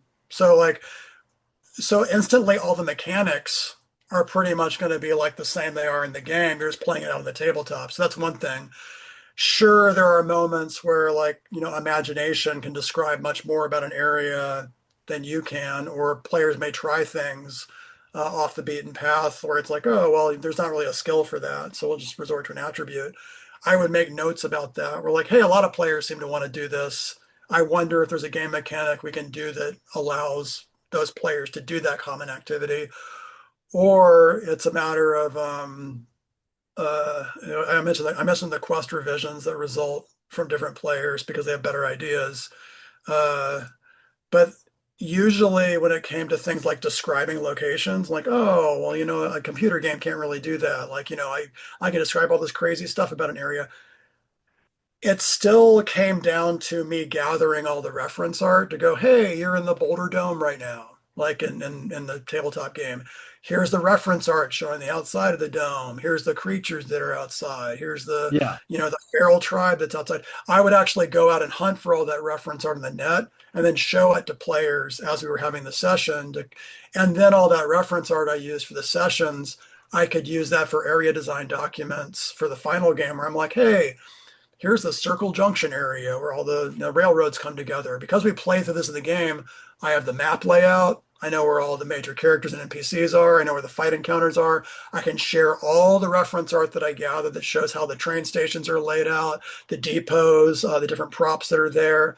And I can just give that to an art team and they can go. They can build a whole area from that. So like the only drawback to pen and paper is that usually you don't have the luxury of time to do all that stuff because when you're on a game, you're going from the get-go. Van Buren was a little different because we had years before that game was actually in production. So I'm like, oh, I could run a tabletop campaign and start proving out some of these ideas.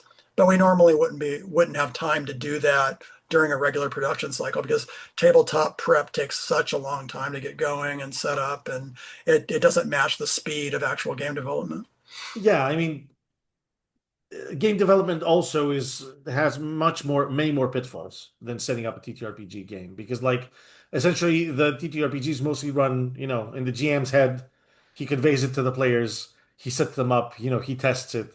It's just that a lot of the time players can surprise you like in a TTRPG. Like for Yep. example, they will most of the time. Like I have players who are like agents of chaos. My standard team are like they will all do so. Every one of them will do the thing that will derail the campaign the most. So I can't count on them to test the game like you did because every time it's going to be like, yeah, he let the death claws loose like 5 minutes into like the session. So it's going to be that. Um, Speaking of, since we did mention about RPGs, and I know you don't play anymore, but in your experience, what do you feel makes a good, tabletop RPG? Um, a good tabletop RPG session is one where every player feels like they contributed. I mean, in a sense, like the victory wouldn't have been possible if all those skill sets weren't there. And like R.A. Salvatore was really good about this with the first Drizzt novel. All the characters in that party in that book, every single one of them helps the victory. Like if any one of them is gone, it wouldn't have worked. And that's what you want for a tabletop session. You want everyone to have their moment to shine. And like, hey, I pulled off this maneuver that allowed for the group success. Um, you also, as a game master, want to involve their backstories as much as possible. You want to be aware of what their power fantasy is. Like, hey, I want to be the best sniper in the world. Okay, you just keep that in mind. Then you provide opportunities for that player to have that kind of activity and succeed really well while doing it. Hopefully, if the dice rolls go according to plan. Um, but they have that moment to shine. They feel they're invested, they're contributing. Everyone is sort of a equal role in the victory. And at the end of the game session, people are excited, people are pumped, they had a good time, and they were entertained. And that's kind of the goal. Right. No, I mean that makes sense. But you did mention about success, and speaking of success, let's talk about the game you didn't get to play, even though you wrote it, like you said, Planescape. So it was seminal for me. Pretty much everybody mentions it as like the second edition D&D game. How come you didn't play it? Because you said you didn't get a chance to play it.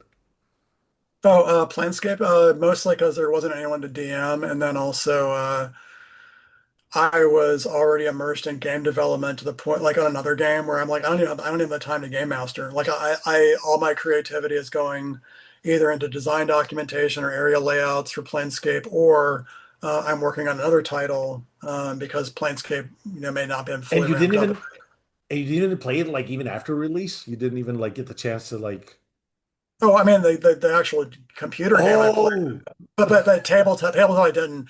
When we were doing no Tides of tabletop. we were doing Torment Tides of Numenera, we did play a few sessions of Numenera How to did it sort of like feel?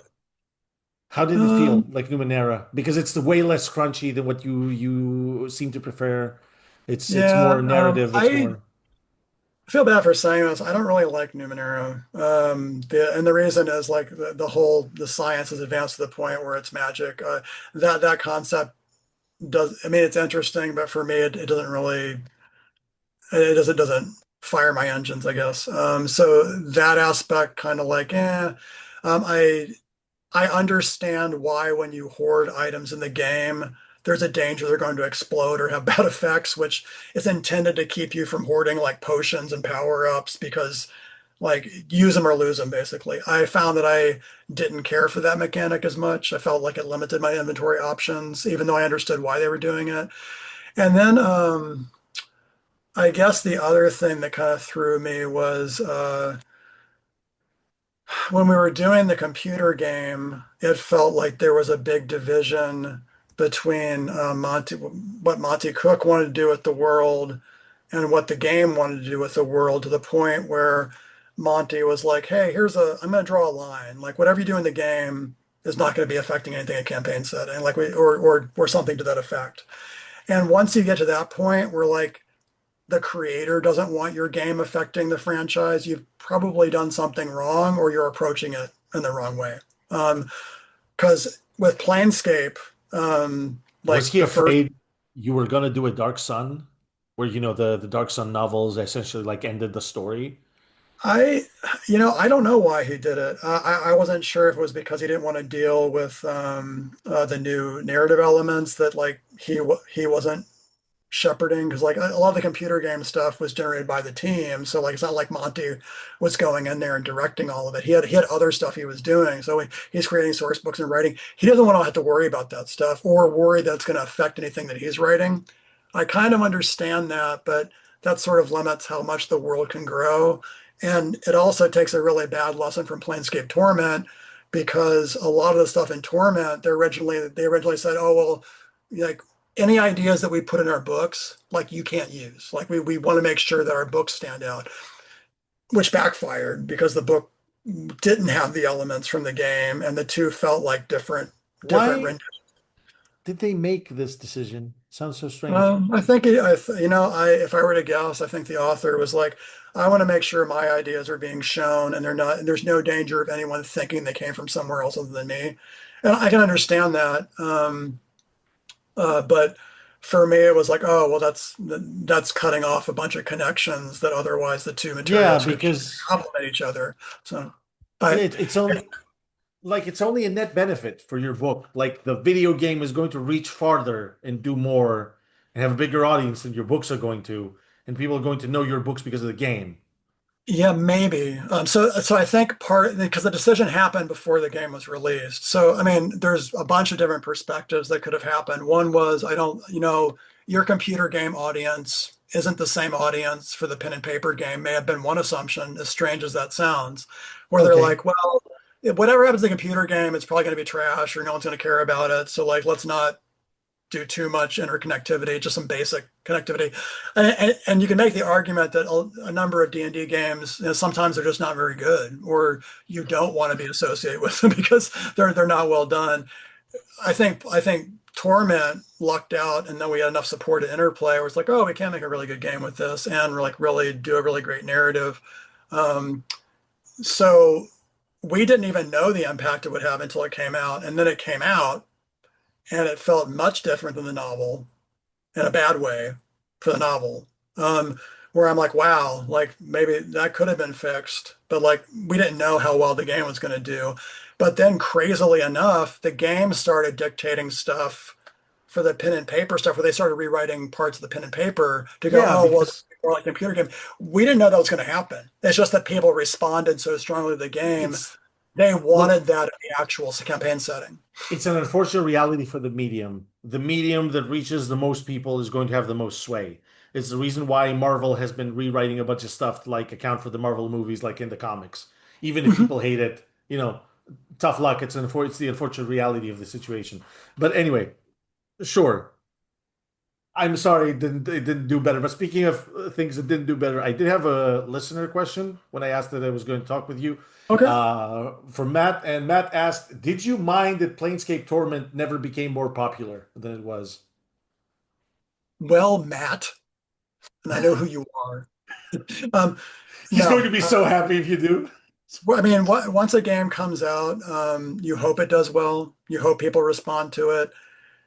This is probably bad on my part, but I don't care about sales. What I care about is, did you enjoy the product? Were you entertained by it? Was the product giving you the proper expectation of the experience you were going to have? And did we deliver? And I was worried that Planescape wasn't hitting all those beats, but then it came out, and then the reviewers picked up on all the stuff that I was hoping they would pick up on, and then more.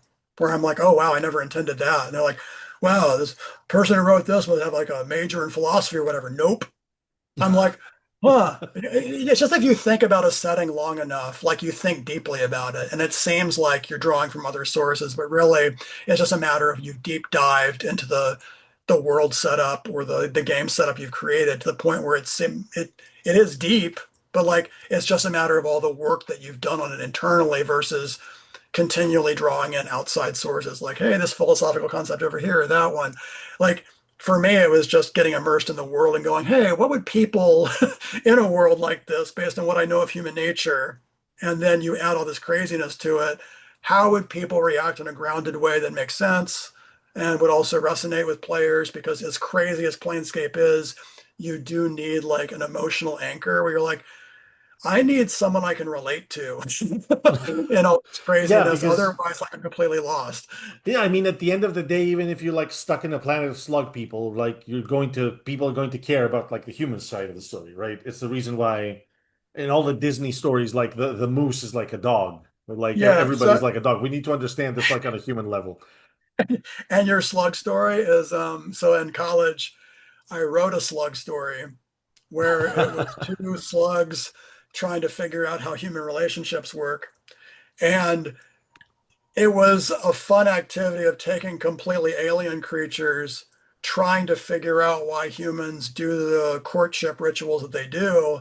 And then the slugs start falling in love unintentionally while they're analyzing all this stuff. Ooh, and what a great metaphor. No, man, come Um, on, that's okay, great. but it's a fun activity because like you're trying to explain the concept of what human courtship rituals are like to aliens that have no bone structure and they have completely different procreation methodology, like all that stuff. It's the contrast that's fun. So like sometimes just like doing a story of slugs, if you can add a more human element to it, like hey, human courtship rituals, that gives the reader the open door to go, oh, like that's the anchor point I can connect to. I understand that part, and now I can absorb all the rest of the craziness because it's feeding off of that very basic human concept that I understand. And hopefully the contrast is different enough that it's amusing, which was the point of the story. Yeah. So Did like you I got a question?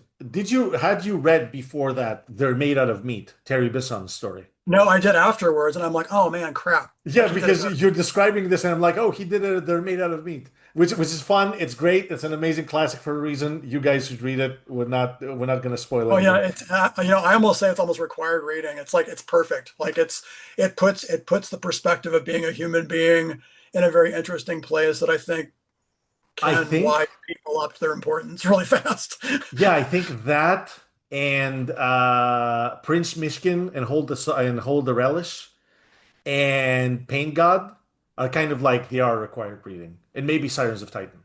Have you read Prince Mishkin and Hold the Relish?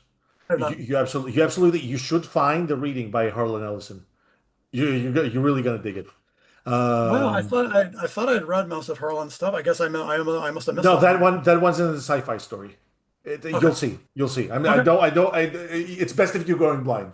All I right. found I found it blind, and like it was a collection of short stories. It was Harlan Reed Ellison, and like it played like out of nowhere and was like in the train. I was laughing, like, and everyone was looking at me funny. Yeah, I It's think one of my best college experiences was my roommate had all the Harlan Ellison stuff, and he nice. recommended I check some of it out, and then that became part of my my college reading, like extracurricular reading, and and I know Harlan was kind of a grumpy guy at times, but some of the stories he told, like they stuck with me, just like Selazny and a whole bunch of other authors. Were like, wow, like I may not have agreed with everything that was in this book, but what a great idea that was. Like, or oh wow, Yeah, I really like my character communicated, or man, those villains really pissed me off, and I know exactly why. And when I design my next villain, I'm going to use that template because I know why it pissed me off so much. Like, there's just authors that'll do that for you, and yeah. it's a shame not to I take advantage.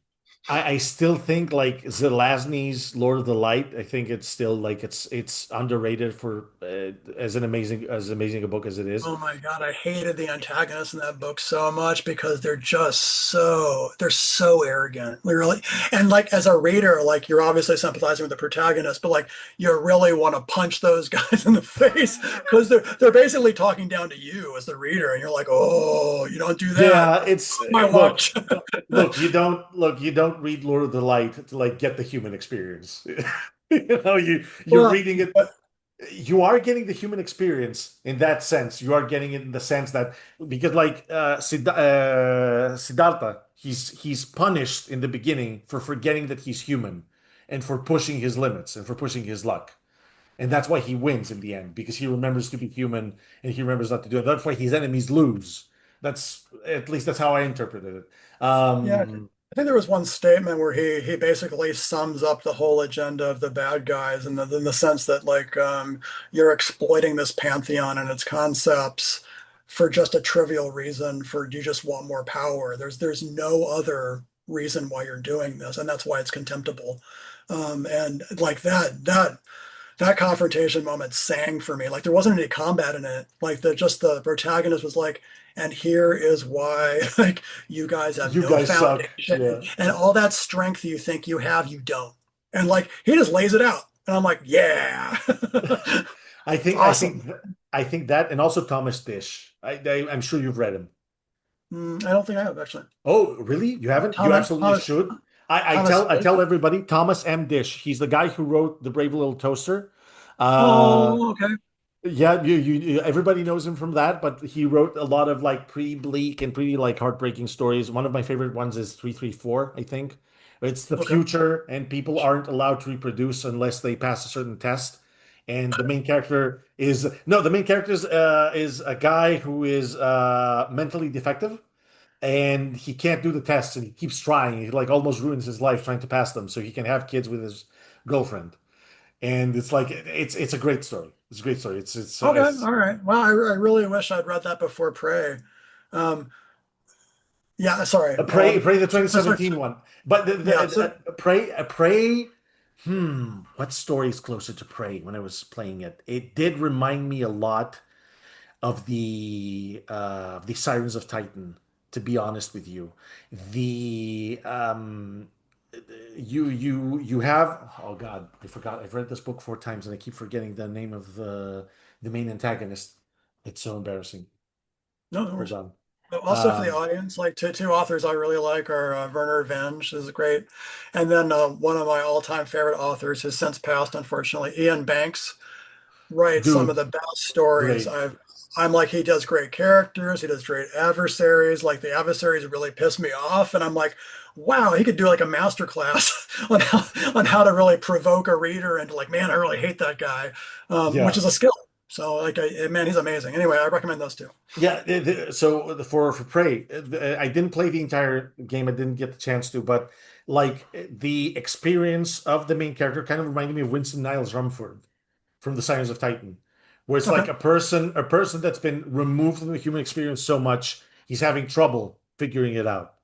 And the entire spoilers for the game, they're attempting to bring him back to the human experience. And depending on what you choose, maybe it works out, maybe it doesn't. I know it's There's an oldest game, but I don't want to spoil it for anybody. It's great. Yeah, well, I mean, but I mean, like that story, the story idea that you mentioned, where like you said he's mentally defective. Is that what you Yes. said?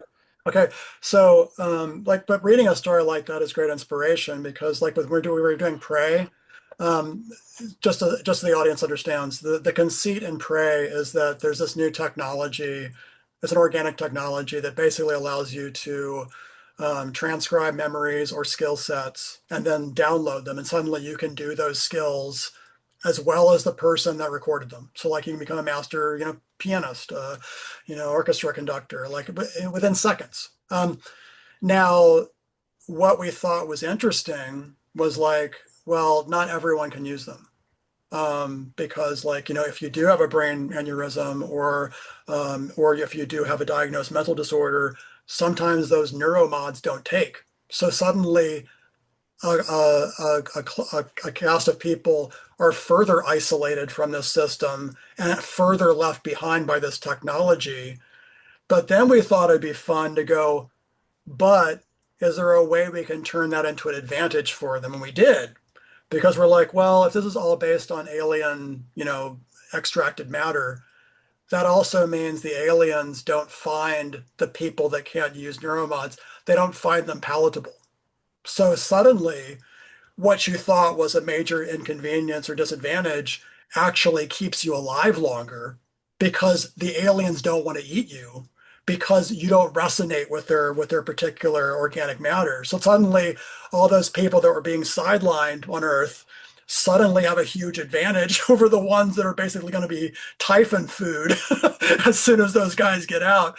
And those are things that, like, when you read more and you read stories like you just said, you find new ways to twist it and find like, oh, well, like what's a different way we can explore this element of a story versus just like a baseline assumption. Just to dig deep. Let's find interesting ways to express, like, caste systems or being sidelined, and just play around with it. And that's one thing that fiction and game fiction allows you to do. And having a good story background and being well versed in that and reading a lot of cool sci-fi and like cool history, all of that stuff can surface in your games. It's just don't take all your inspiration from games.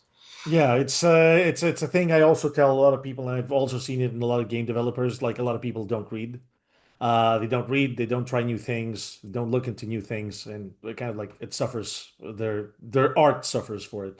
But I did want to tell you, since you did mention all this, one of the things that always kind of like I feel it influenced my writing from your writing was you always had kind of like a natural cadence and a flow. And what I realized working on games was it's very difficult to do natural flow and natural cadence to convey information because writing for Mhm. games a lot of the time has to be like, short, punchy, to the point. It needs to convey the information, make sure that the player got it. It's like, get the water chip, stop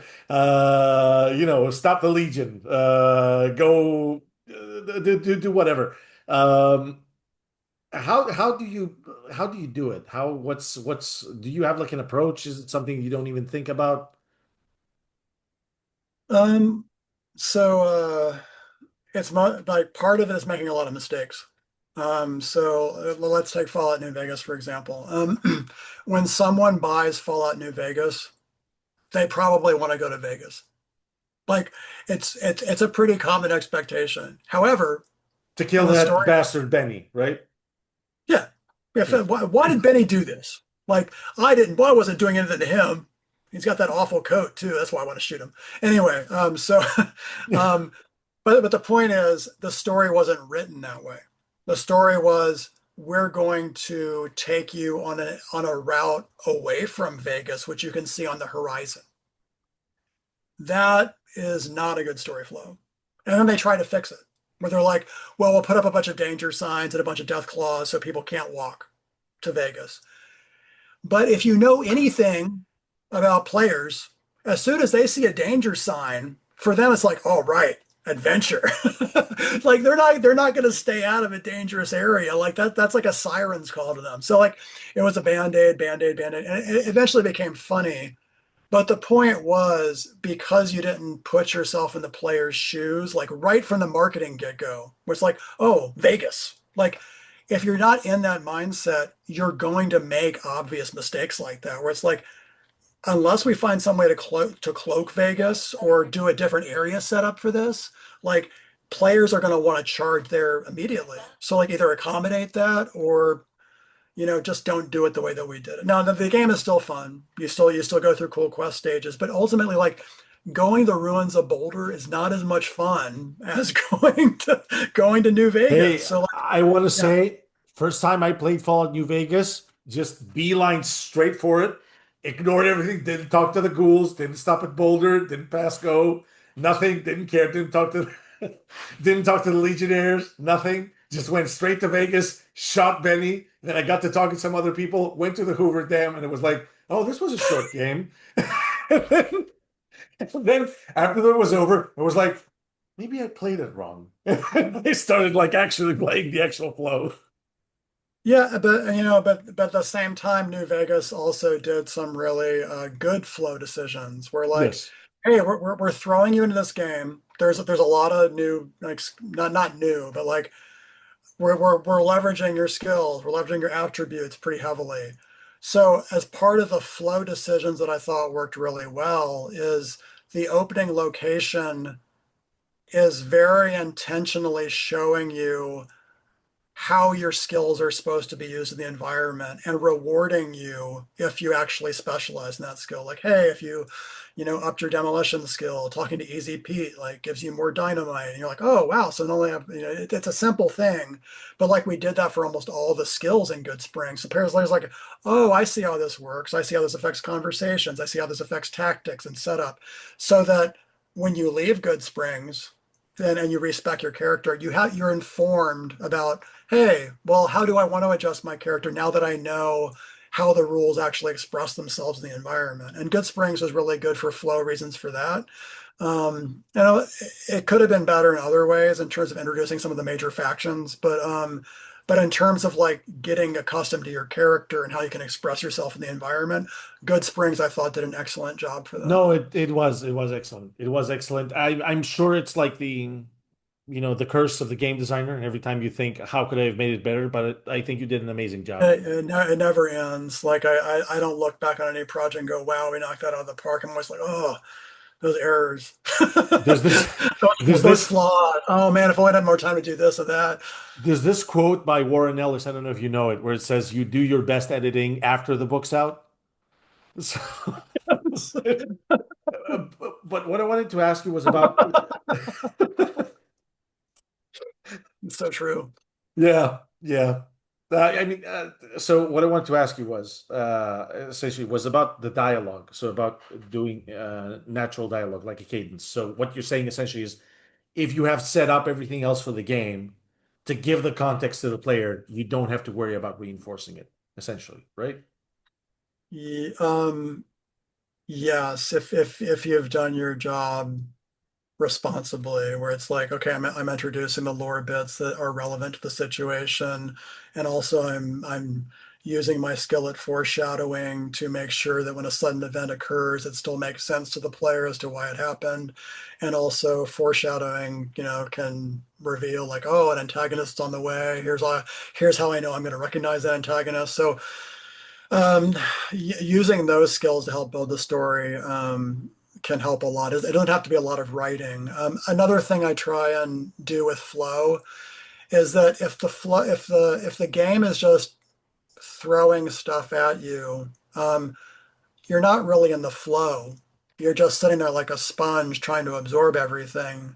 what I try to do is have a story or exposition bits that are either quest lines or whatever. But another thing that I do is like check yourself when you're writing a dialogue. Like if you have more than three nodes, for example, and the player hasn't had a chance to say shit, you should probably give them a chance to interject, to give their own opinions on stuff, to even exit the conversation. Because like four or five nodes of them, blah, blah, blah, blah, like, and you don't even get to interact. It's like, oh, I'm just being talked to. Like it might as well be a cinematic cutscene versus like me actually having a dialogue that actually has stakes and consequences. So interactivity in a dialogue is important versus them just spouting stuff. Dialogue, especially in Fallout, was a great way to showcase reactivity that you'd already done. Like even if their greeting changes to, oh, well, it's the hero of Good Springs, you're like, oh, wow, the world's paying attention Oh to yeah, everything that's I'm doing. That's awesome. That's great. And those are so simple to do as long as you plan for it. And it's an important reward for players to know the world is paying attention and also reacting to it too.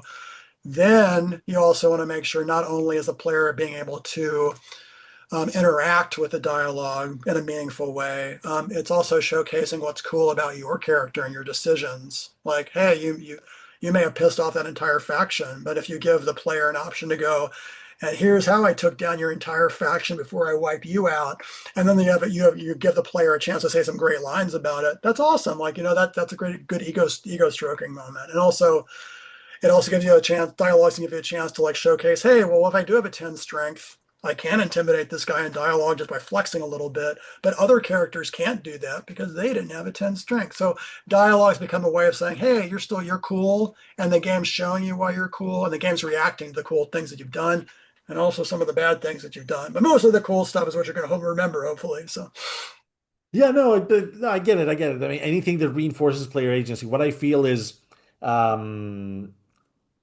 is the best kind of story for a game isn't a story that's just structured well, or it can be a story that's not even structured at all in the classical sense. It's a story that reacts to what the player does, because when the player's playing the game, they might not resonate so much with like the stakes and the plot hooks, or because of like a delivery of a line, but they will resonate for the fact that you made a certain line for when the player just goes out naked and he's eaten all the cake for like in the kitchen, and they're like, "You ate all the cake and you're naked," and you're like, "Yes." Those writers thought of everything. and what you're saying about the structure of the story too, I also think it's important to shine a light on. I mean, this is one pro like there's things I think Bethesda does well. There are other things that I don't think Bethesda does well. And one is I think sometimes Bethesda, or at least in the past, that they try and impose a linear story on an open world. And for me, that never quite worked. Where I'm Yeah, like, I feel like in an open world game, you should have an open story. And what I mean by that is we tried to do that in a game called Tyranny, where actually the story would come to you. And what I mean by that was you go out in this world, you can do anything you want. Like you can go plunder a dungeon, you get involved with a faction, you can help a town with some of its side quests. But all those things would build up your reputation. And suddenly at a certain point, you'd get noticed no matter what activity you were doing. So like it catered to your play style. But the moment your reputation hit a certain point, you'd get noticed and things would change because all the bad guys would be like, not the bad guys, the antagonists, would be like, huh, who's this person who's around here like mucking things up? And suddenly like all the context for the world changes, encounters change, people start coming after you, quests start coming towards you based on the actions that you did that rose your reputation.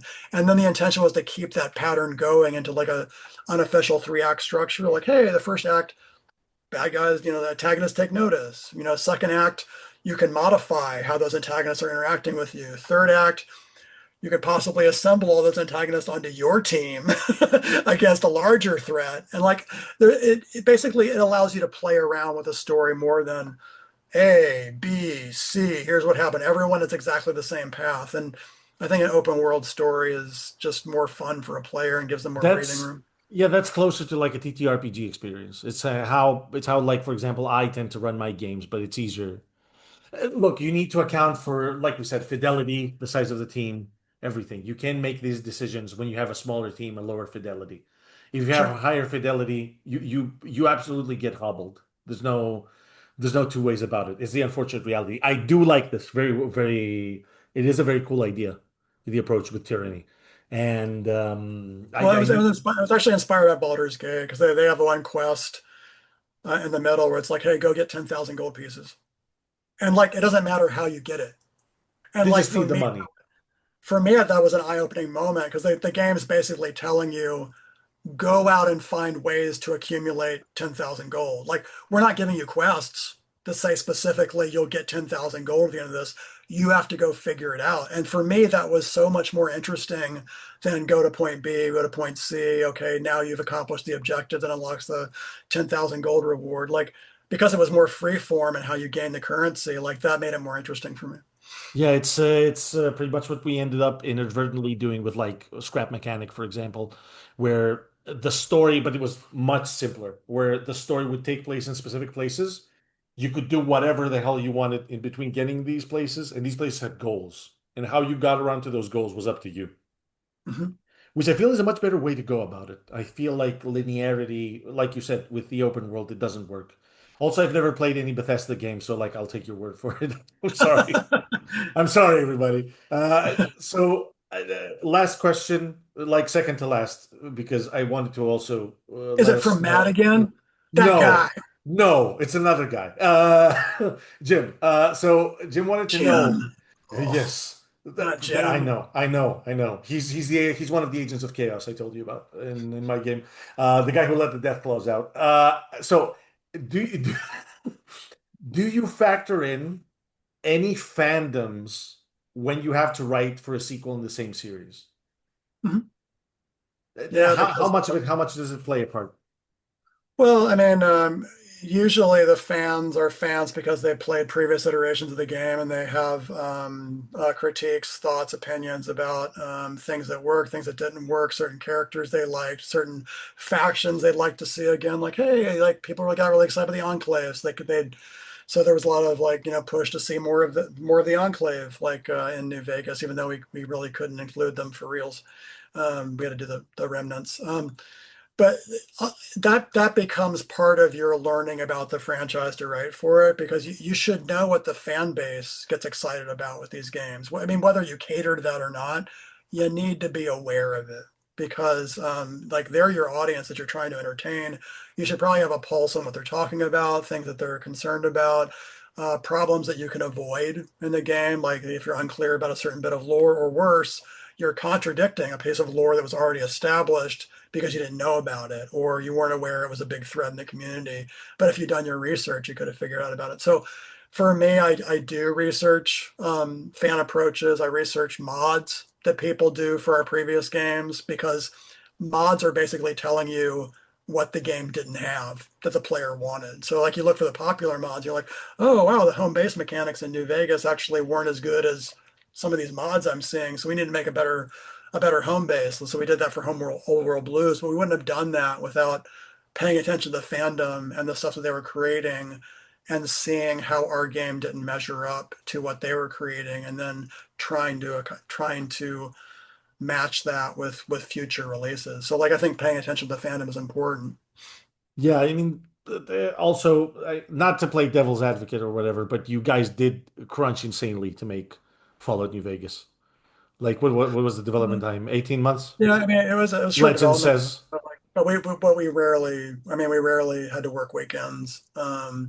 I mean, so it wasn't like insane, like 60 or 80 hour crunch, even though my hours were that, which I don't recommend to anybody. 40 hours is what you want to shoot for, otherwise you're causing problems for everybody else.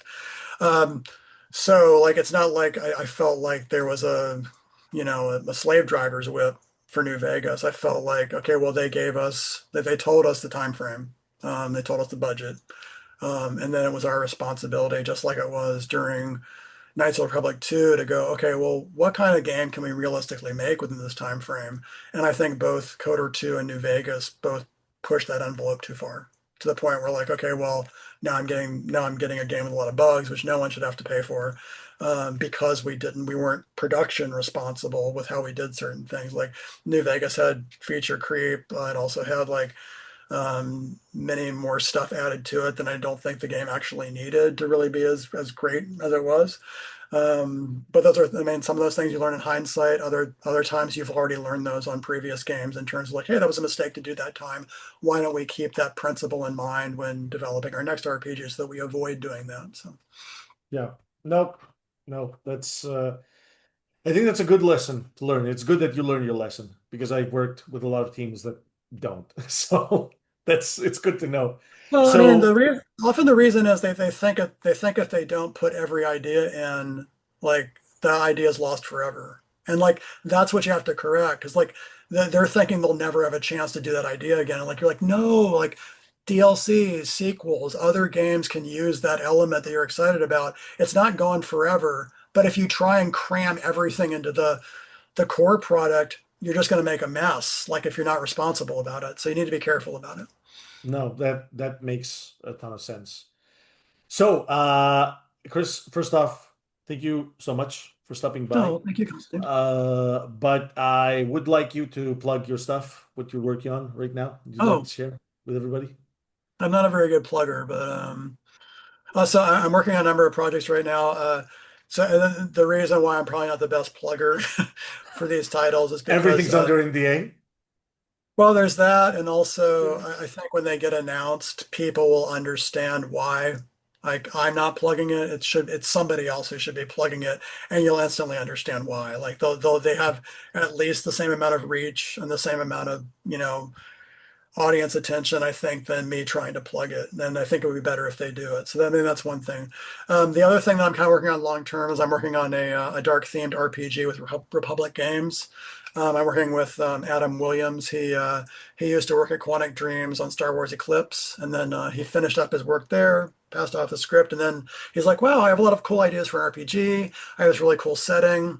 I'd like to do an RPG based on that." And then he worked on it for a while, and then we were corresponding back and forth. And then he happened to bring up the game one day, and I'm like, wow, that sounds really cool. And then he described more of the game, and he told me something that they were doing that I'd never seen in an RPG before, but I instantly knew why it was cool. And I'm like, oh man. And then I'm like, do you need any help with that? And he goes, I'd love to have you on board. So now we're working together on that, and that's been a blast.